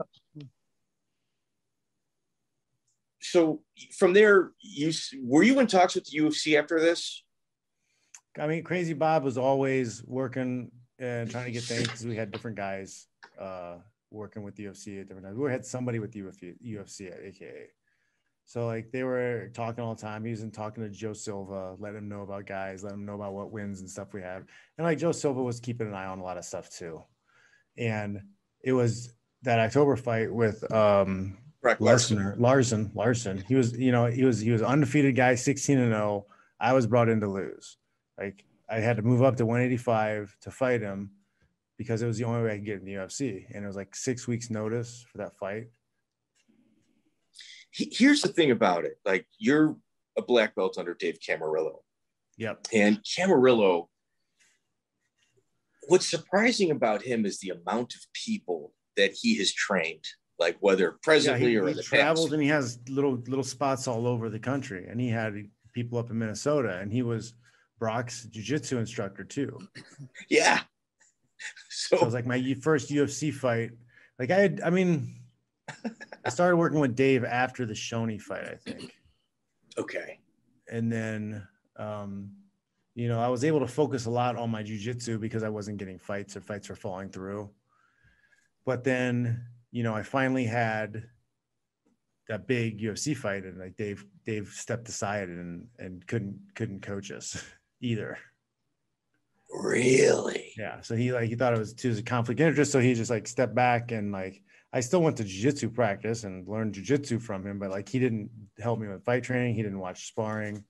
The thing is, if he did that with you, he's doing the same thing with Brock. So yeah. That's kind of, he wasn't going up there to work with him either. He just sat out of the fight stuff. But I mean, it's like I respect that. I respect it too. And like it's like he's still the jiu-jitsu instructor at the gym. So like I wasn't getting coaching. Like I was just getting jiu-jitsu instruction. Like I was still getting better working on my jits. So Brock is like tearing up the regional scene here in the Midwest. Like he's a beast. I had worked out with him before. Really? He'd come to AKA, I think, and we'd trained and worked out together. So you actually had some personal interaction before or after though. Now, real quick on a different note, I've heard a lot of. Some people call it positive. Some people would say negative. I'd say it's a big positive, but just how tough, how hard the people at AK go, the training. They say it's brutal and it's like fights. I'm a big believer in that. A lot of people aren't anymore, but can you attest, I mean, how was training there? I mean, was it kill or be killed the whole time? Was it tough? Not all the time, but we had hard sparring. We'd have a separate time section place for hard sparring. We have light sparring down, whatever. As Phil Baroni calls it, pussy sparring. And then you have hard sparring. You guys don't just have pussy sparring. You guys have hard sparring. That's why I like coming here. But like, yeah. So like we would have up at the back of the day, we had up in the ring. If you were in the ring, it's like that's you're fighting. It's whatever. And we weren't like trying to. I mean, if you hurt somebody, like the coaches were really good about stopping things. They're like, you wouldn't get into positions where guys purposely were messed up, or if you could tell he shouldn't be in there or whatever, we stop things. But like, yeah, you're going hard, you're fighting hard. And we still do that now. Now we have a new gym and we have a separate room. We go to the cage room, and that's where the hard sparring takes place. Okay. So, we're kind of getting into your UFC career right now. So let me ask a few questions prior to us getting really involved with that. So one of your sponsors was Toe to Toe. Yep. Chad. It's an awesome dude. Was he really? He was always good to us. And like when we hung out, every once in a while I'll get a text from him too. Like we had a good relationship, good business relationship. And like, I think he's even at my wedding. See, he's a guy that I like his clothing brand, but he appeared to at some time spend money foolishly. And then at other times, do it wisely. We just had Spencer Fisher on a couple weeks ago, and like he stiffed Spencer. Like it's still something that kind of comes up. And I'm not sure it was the best business decision, because you're talking about sponsoring a guy on the indie scene and for a decent chunk of change, and you got to look for return.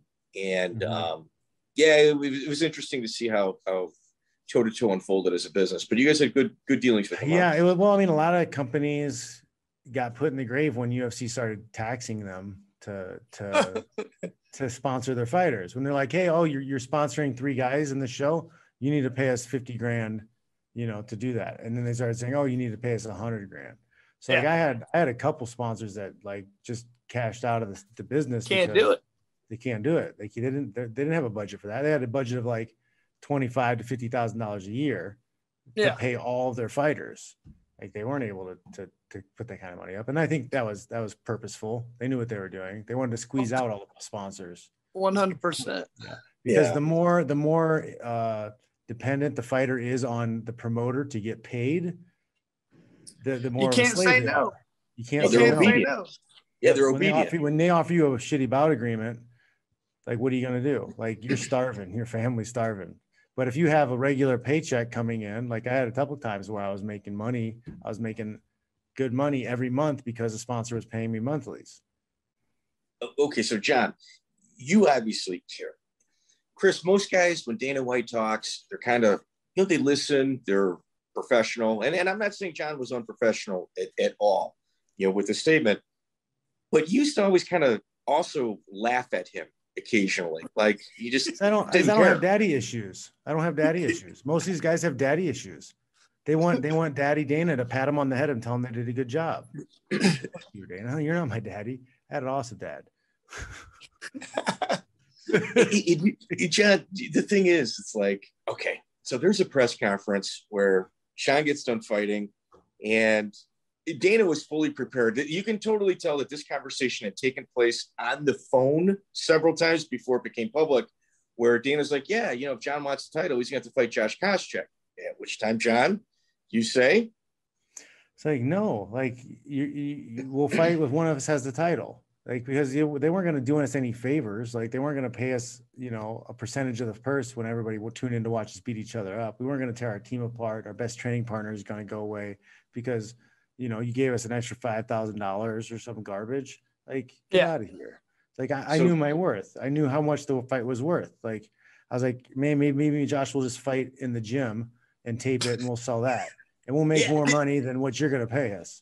So Fitch says, yeah, well, if that fight's going to take place, it's going to happen in the gym. And Dana's like, well, that'll make a lot of money. So when you watch that clip, the reporters that are filming, they go over and kind of had a sidebar with Dana, and they're like, it's your classic grammar school, like kiss ass going. Yeah.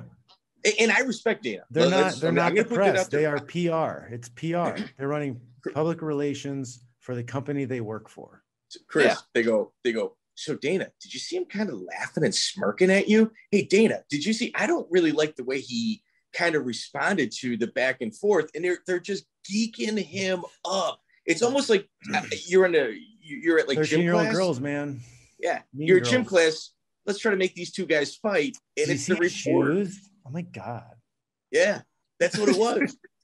So, I don't John, know. Okay, so Brian Ebersol, I know that's your buddy. I tried, like, whenever I interview somebody from Hammer House, Sims gives me all the dirt. I really tried to get any little juice I could on you. And Ebersol, that's your friend. That's all I can tell. He's evolved. The only thing he legitimately is your friend. Like, he wouldn't give me anything. So, when you're dealing with all the lawsuits and stuff like that with the fighters union, what fighters do you think were ratting you out behind your back in regards to your activities or your idea of actually giving them what they deserve? How do you mean? Well, I mean, you're involved with like the lawsuit and stuff like that in regards to the fighter union, and you were one of the more vocal people in regards to it. And this is not like your first entanglement with the UFC in regards to contract. Obviously, you had issues with them using your likelihood and image and perpetuity without having to pay you. Do you think that there was fighters listening to what you were saying and kind of talking to the boss about like the conversations? No, because like most of the fighters are kind of, I had more people talk about, yeah, man, like I totally agree with you, you're right, but like I'm so scared. That's the main conversation that's happening with most fighters. They understand. The snakes are other promoters and managers. Okay. Those are the snakes. Okay, those are the guys who are selling out their own people because they're trying to gain favor with the UFC. Anybody come to mind in particular? Through the course of this lawsuit and the class action lawsuit, there's going to be a lot of names and a lot of emails and text messages and things that come forward. Really? There's a lot of managers that are going to have to go into hiding. So in essence, Chris, let me translate. Let me translate for this. So in essence, what Jon is saying, and this is like one of those like public broadcast warnings. He's talking about the Freedom of Information Act in regards to emails and text messages, of which Jon. Well, they become public. They become public. The things that we use in the court case become public. Yes.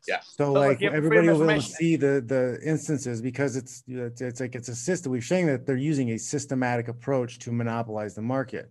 Well, through these emails and text messages and things, you will see the system outplaying, because of how people are reacting and how things are done. Chris, let me tell you something. It's going to be explosive.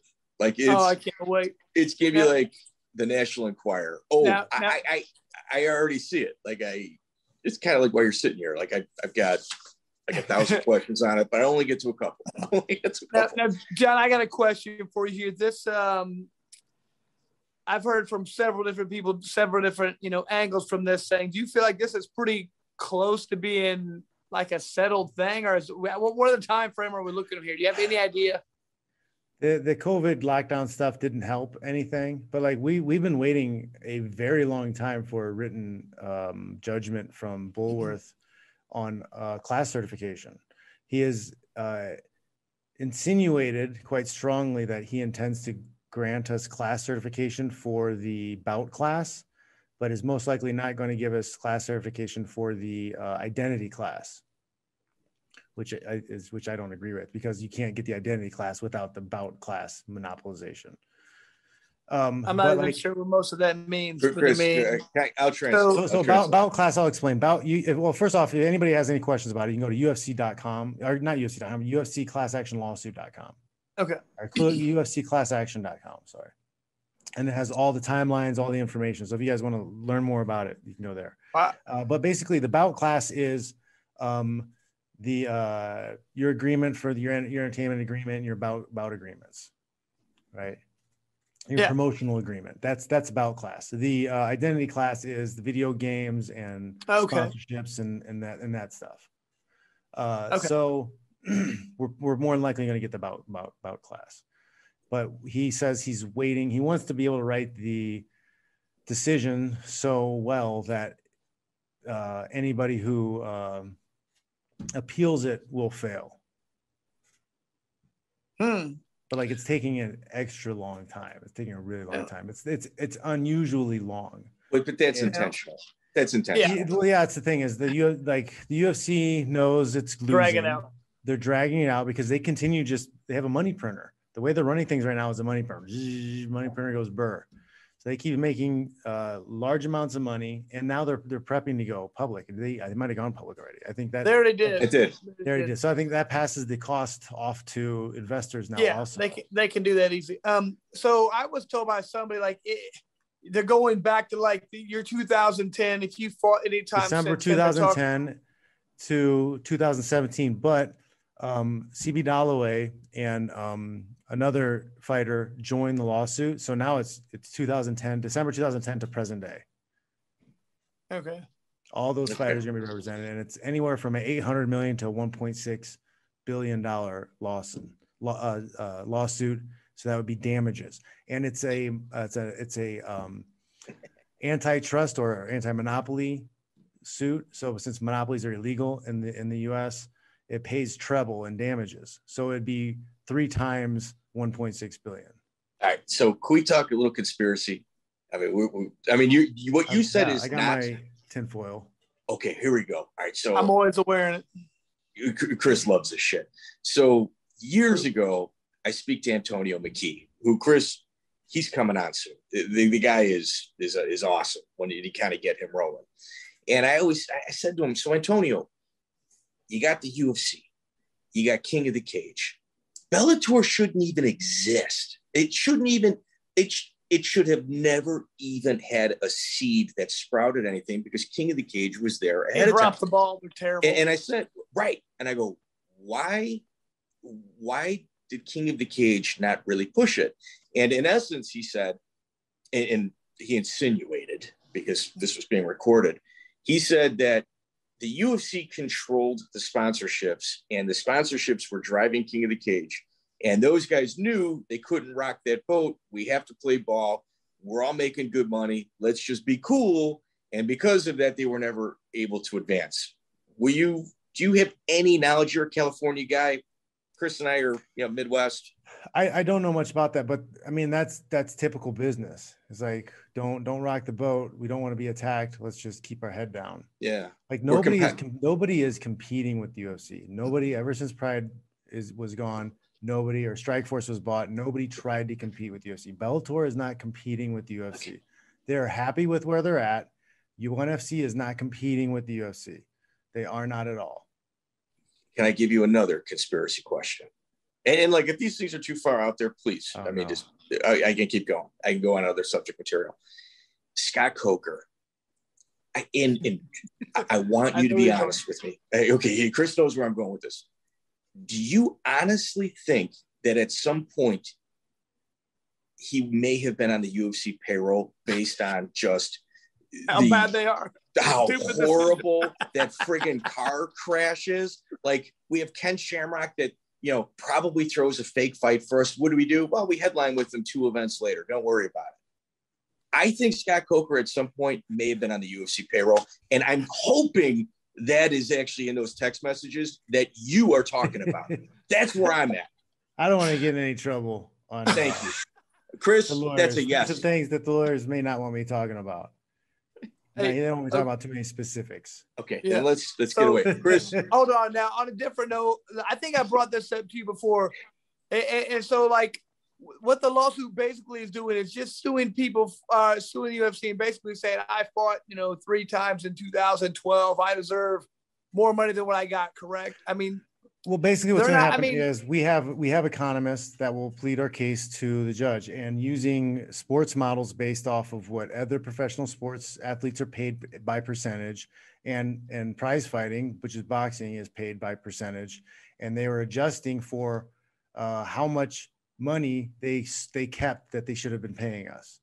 Right. And our economists are saying somewhere around 60% of the money should have been paid to the athletes. Okay. So it all depends on the judge's decision, because the judge is the one who decides how the money and the damages are paid. Yeah. Okay. So basically, if he's like, okay, yeah, that's not a possibility. He's like, you were all, extorted 60% of your pay, and then everybody gets, that money split up between everybody. I don't know how they're going to do it, by time in the cage or by fights because you have the marquee guys probably should have been paid more, and some of the people who are being paid 10 for the first fight are being paid too much.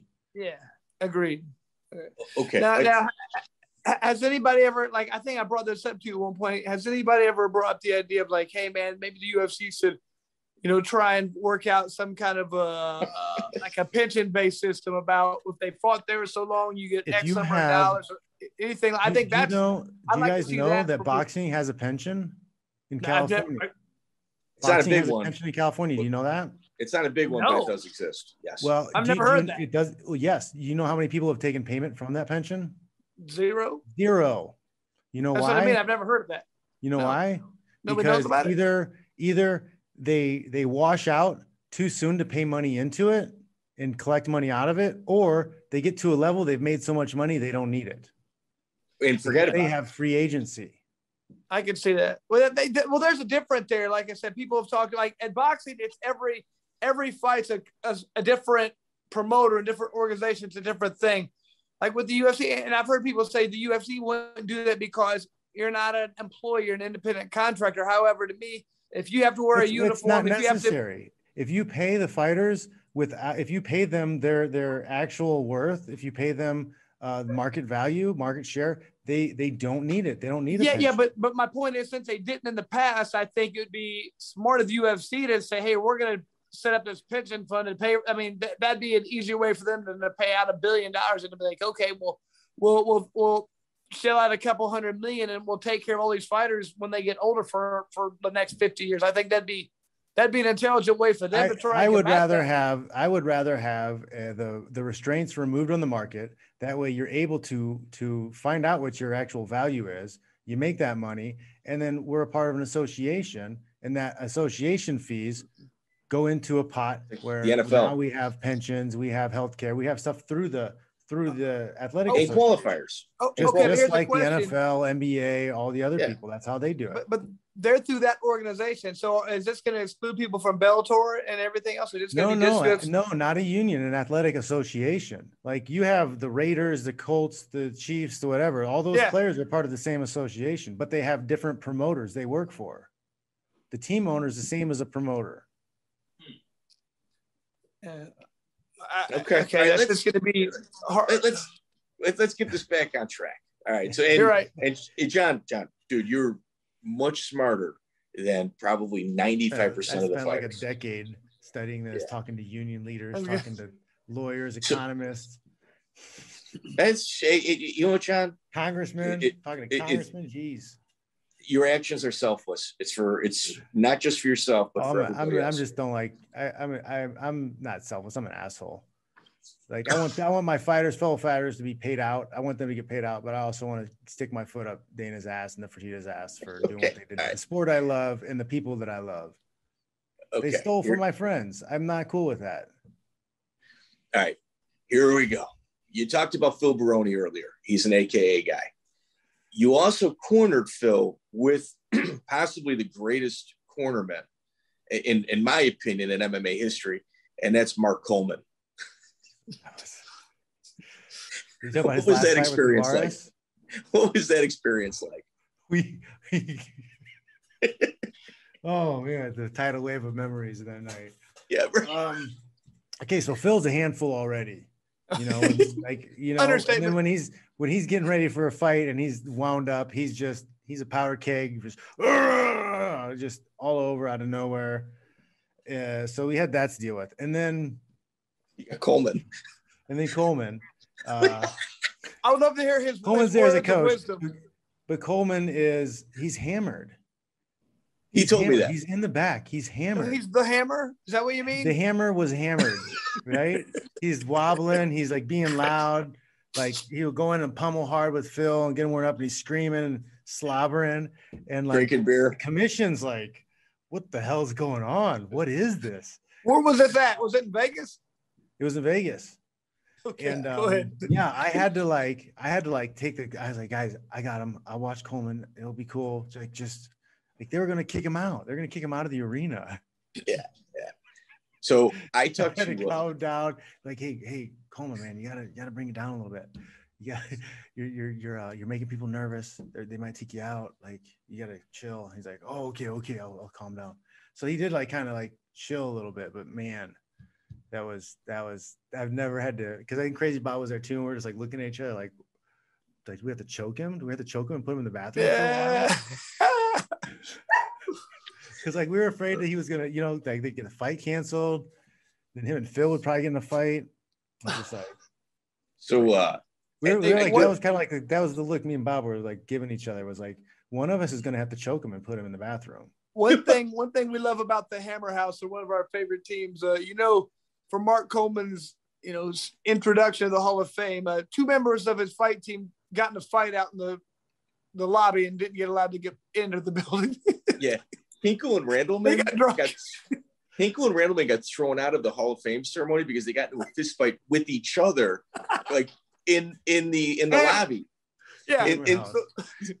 Sims calls me up. Drinking was involved.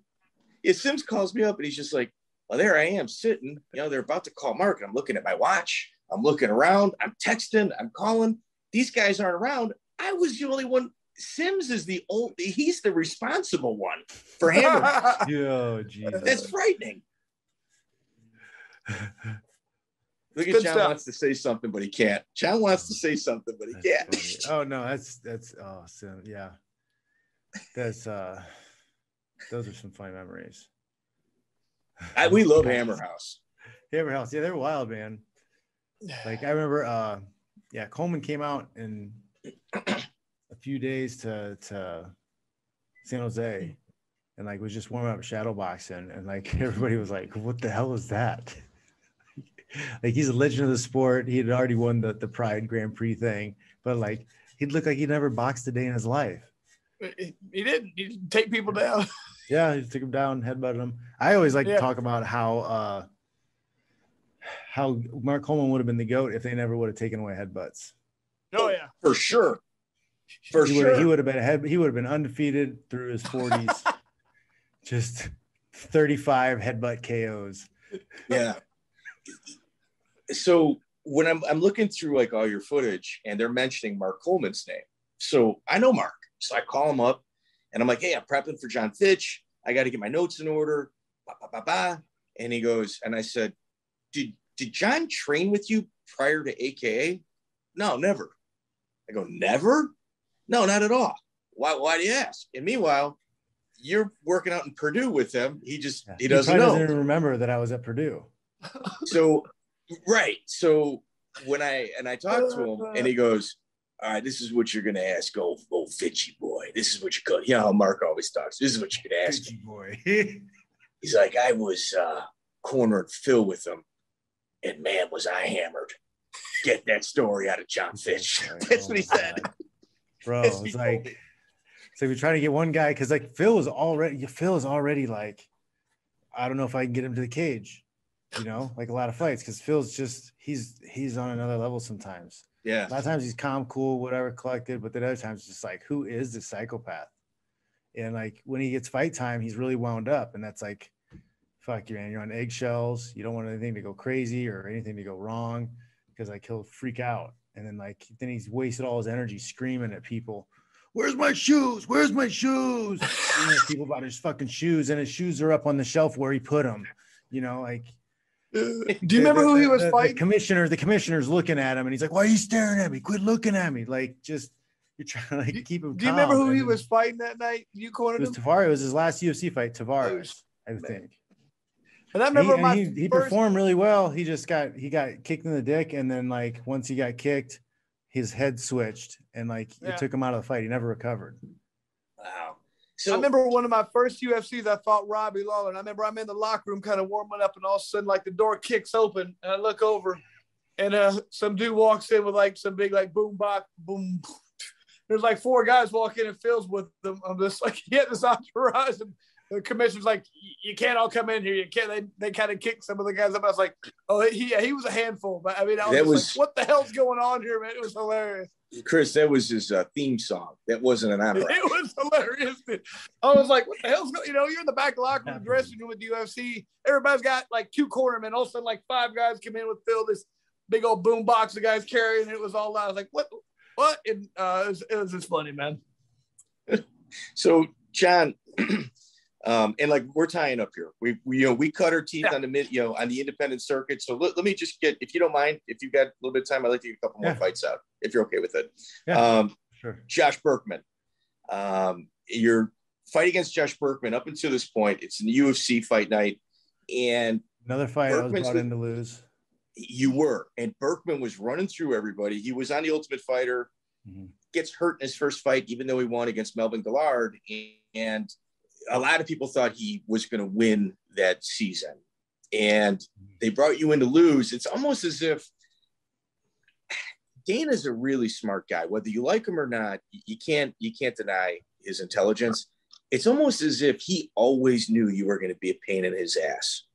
And they intentionally lined up these murderers for you. Yeah. And I think Burkman was one of them. Would you mind walking us through this fight? Yeah, it was, I fought at 185 previous fight. So I had to make weight again as a second time, make 170 in a while. So that was not a big issue, but I still hadn't figured things out 100% at the time, Okay. I think the afternoon weigh-ins made it a little bit harder because you could only lose so much the night before, and then you had to get up and lose more in the morning before, or you had to get up and lose all of it that day before you got on the scale. I like the morning weigh-ins now, but yeah, it was just pull the trigger, go hard, throw hard punches, throw hard kicks, wrestle him hard in every position. I wore him down and got him to a position where he eventually gave his back and I choked him. I think you kind of broke him cardio wise. I think that's what got pressure. I mean, most guys, just always pressure forward. And it overwhelms a lot of guys. How does the rematch take place? Was he asking for that for a while, do you think? No, I don't know. We were both available. I just got cut from the UFC. We were both available. TRT was still legal. Okay. Okay. Remember, there's a dark part of MMA history, UFC history, that never gets talked about. And I'd love to get the Freedom of Information Acts on the sanctioning bodies' approval of people using TRT. I think that would be interesting. John, and we're not okay. I could actually do an MMA. Chris and I could actually do an MMA conspiracy podcast, because when USADA comes in, look who I don't know if he's there now, but the original person in charge of USADA Brazil is Anderson Silva's doctor when he got busted with steroids. Remember when they did that MMA TV cribs type thing in his house, and somebody started zooming in on pictures in his closet going, man, he's on growth hormone. Look, there it is. And they're like, no, it's not. Well, no, it's real high definition. So let me zoom in for you. Here's the brand name. No, it's in his closet. Well, the doctor that was prescribing that's in charge of USADA Brazil, and you look at some of the people, there's no way they passed that eye test, and they're all from the same camp. And then you also have a story that's not talked about enough is Vitor Belfort getting popped and them covering it up and accidentally mass emailing a bunch of fighters and managers and letting them know that they're covering it up, and then mass emailing them again saying, if you ever say anything about this, you'll face legal action, you'll be removed from the UFC. You did something wrong by receiving emails that show us doing crimes. We're performing crimes. So here, let's even further that. You said Vitor Belfort. I mean, I'll one up your Vitor Belfort and say, well, when Jose Aldo was fighting Conor McGregor, the USADA guy comes and collects the test, and they go, wait a minute, you're not the guy we give the regular urine test to. And the guy goes, yeah, okay, well, I'm from USADA. They called the cops, had him detained, get an emergency order to take the urine from him because he didn't have a work visa in Brazil. And there was all this legal finagling that had somebody from USADA sitting in a Brazilian police department custody until they got that urine sample back. I mean, listen, I'm sure it was just a misunderstanding, but let's get on to our next question. What their urine, Mike? Stickler for details.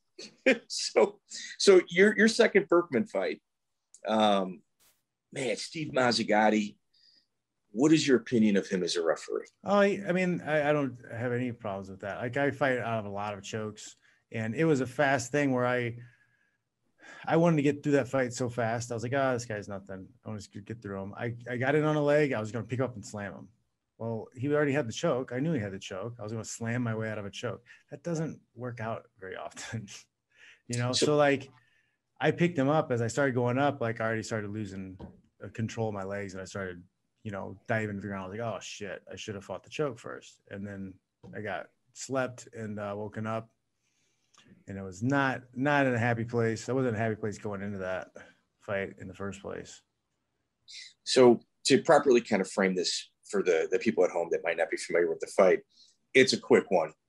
Mm-hmm. Jon explained his actions, and Burkman grabs a choke, and Burkman gets off Jon, and it's just like, hey, referee who's kind of standing with his back against the cage, he's out. I'm not sure if you're aware of that or not. Mm-hmm. And it is one of the most frightening things, like from a spectator point of view. I mean, Jon, you and Chris put yourself under those bright lights in front of a TV and are willing to accept whatever fate comes your way, no matter how good or how embarrassing it is.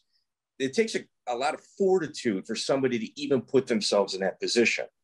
And now you've got a referee that has made numerous bad calls or has compromised people's safety, and you're at the receiving end of one of those issues. Mm.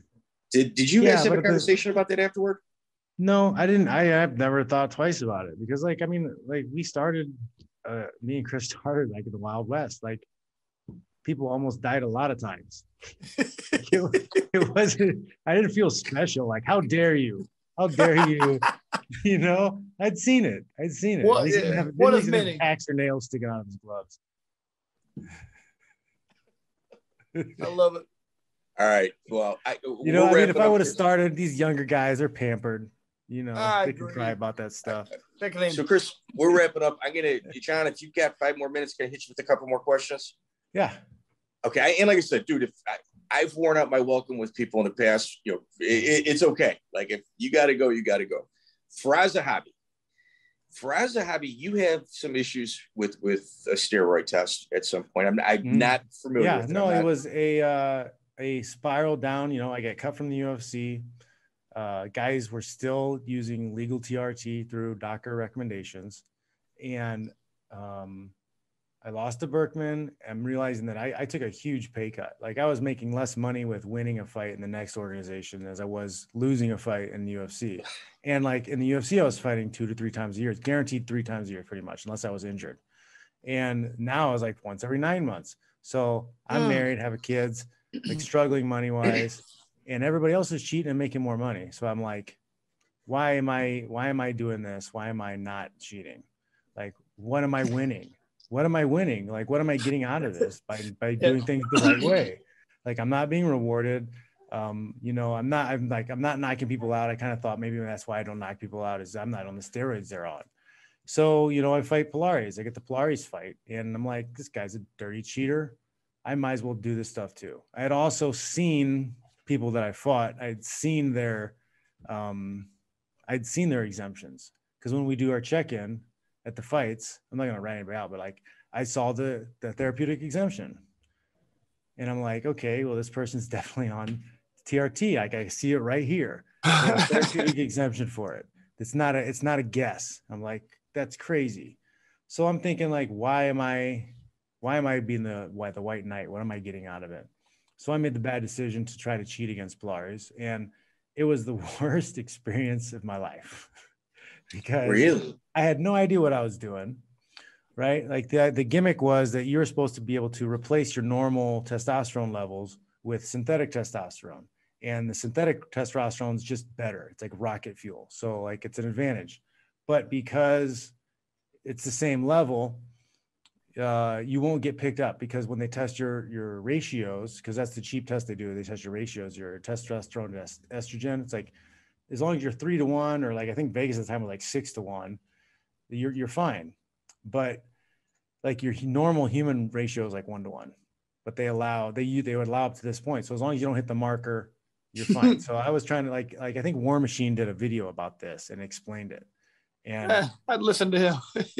Well, yeah. So that's my problem is I was trying to find stuff online, trying to figure out how to do it. Right. So I got this stuff for free because somebody's everybody's doing it. You got to do it. So I got it for free. And then I tried to figure out how to do the dosages myself. I was taking 100 to 150, I think it's milligrams per deciliter or something like that. Which a normal doctor's prescription is 250. Okay. So I was. And you were doing how much? What's that? And you were doing how much? 100 to 150. I started off at 100. So you weren't doing that much. Okay. Yeah. So and then I was self-testing my levels, and they were coming under the accepted ratio. So I thought, how are you even self-testing? How are you taking blood tests? How do you do that? Yeah, you can. Well, it's a urine test.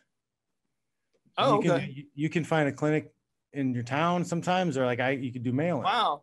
Okay, cool. Yeah. So like, I mean, cause like, yeah, like you can test your teen kids if they're using drugs. You just got to get their urine sample. And now you can do over-the-counter blood testing stuff because the technology is more advanced. So yeah, so I was keeping it low, and like in theory, I was supposed to not be detected, but like when I fought Pilares, I blew like 9-1 was my ratio. So like I don't know, I didn't read anywhere about you needed to stop. You're supposed to stop 3 weeks. I found out later. You're supposed to stop 3 weeks before and use a topical ointment that has a test in it. You know, John, as far as I'm concerned, it was a faulty test. Yeah, hey. You passed that thing.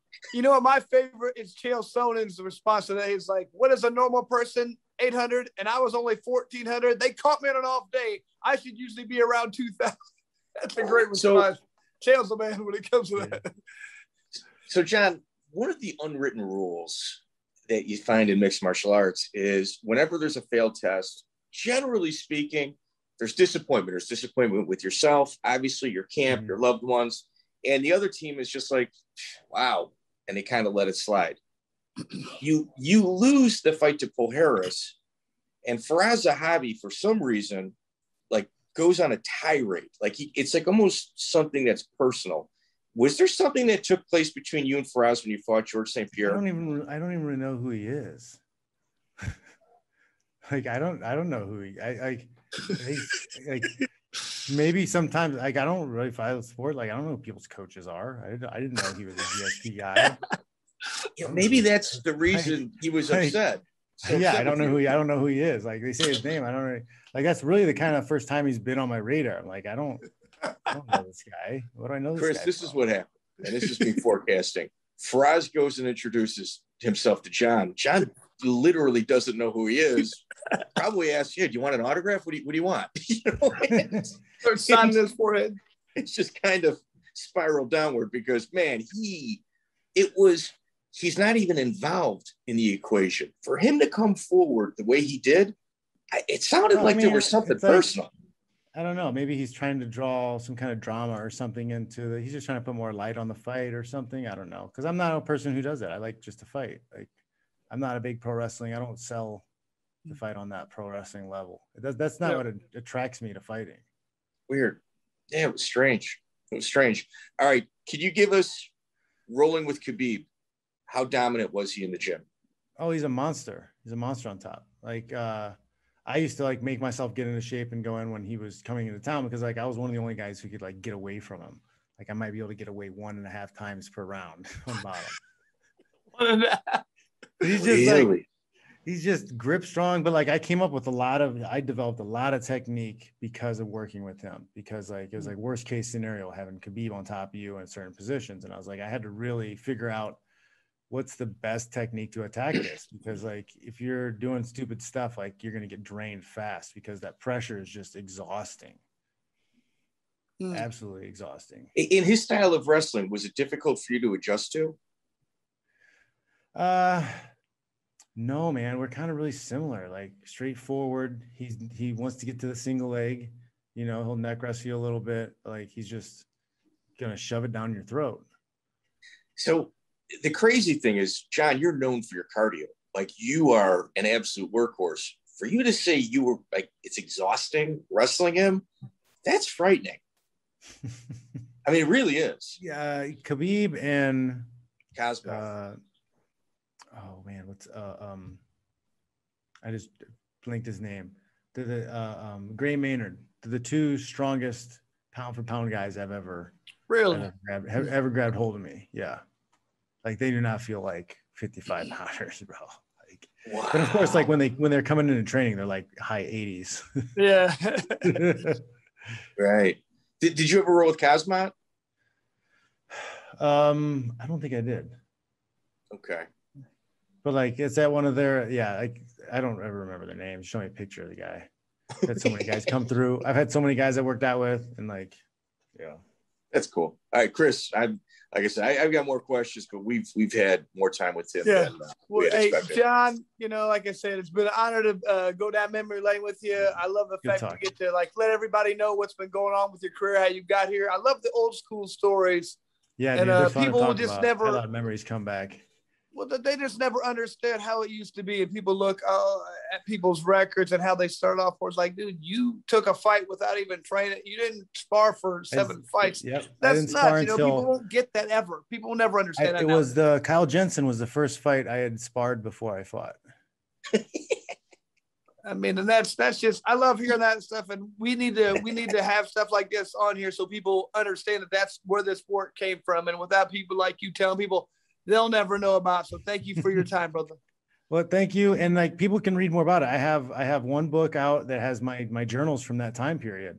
People can read real time what I was thinking when the stuff was happening. I got a lot of work to do, but I have a bunch of other journals to go through too. I want to go through pretty much my entire UFC career. My entire UFC career is in writing. And then the gaps in between when I wrote stuff got further and further apart when I had gotten cut from the UFC, but that was because I was just kind of angry, and a lot of stuff I was writing was angry, and I didn't want to just like be writing angry, negative stuff all the time. Chris, one last question before we get out. Good job, You've had a lot of fights, obviously. I think you're probably a 50 Fight Club member, even though your record shows just shy of it. 45. Is there any unrecorded fights? No, we did a good job of getting them all recorded. Okay. How has your memory been, or any issues with CTE or? I've been good.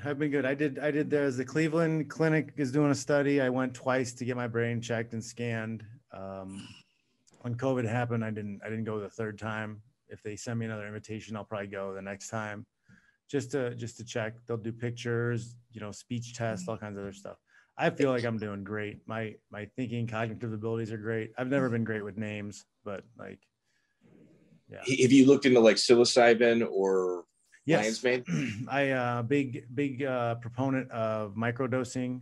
You do a psilocybin and lion's mane mix, and it helps for activating not motor neurons, but your neural connections in different ways. They can get past different blockages. So if you got scarring or plaque, they may work their way around.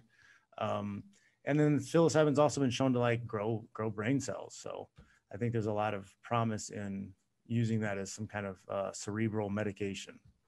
Excellent, man. Chris, I'm way done. I apologize. John, thank you so much for your time. Check out the full interview on iTunes, Spotify, and all major podcast platforms.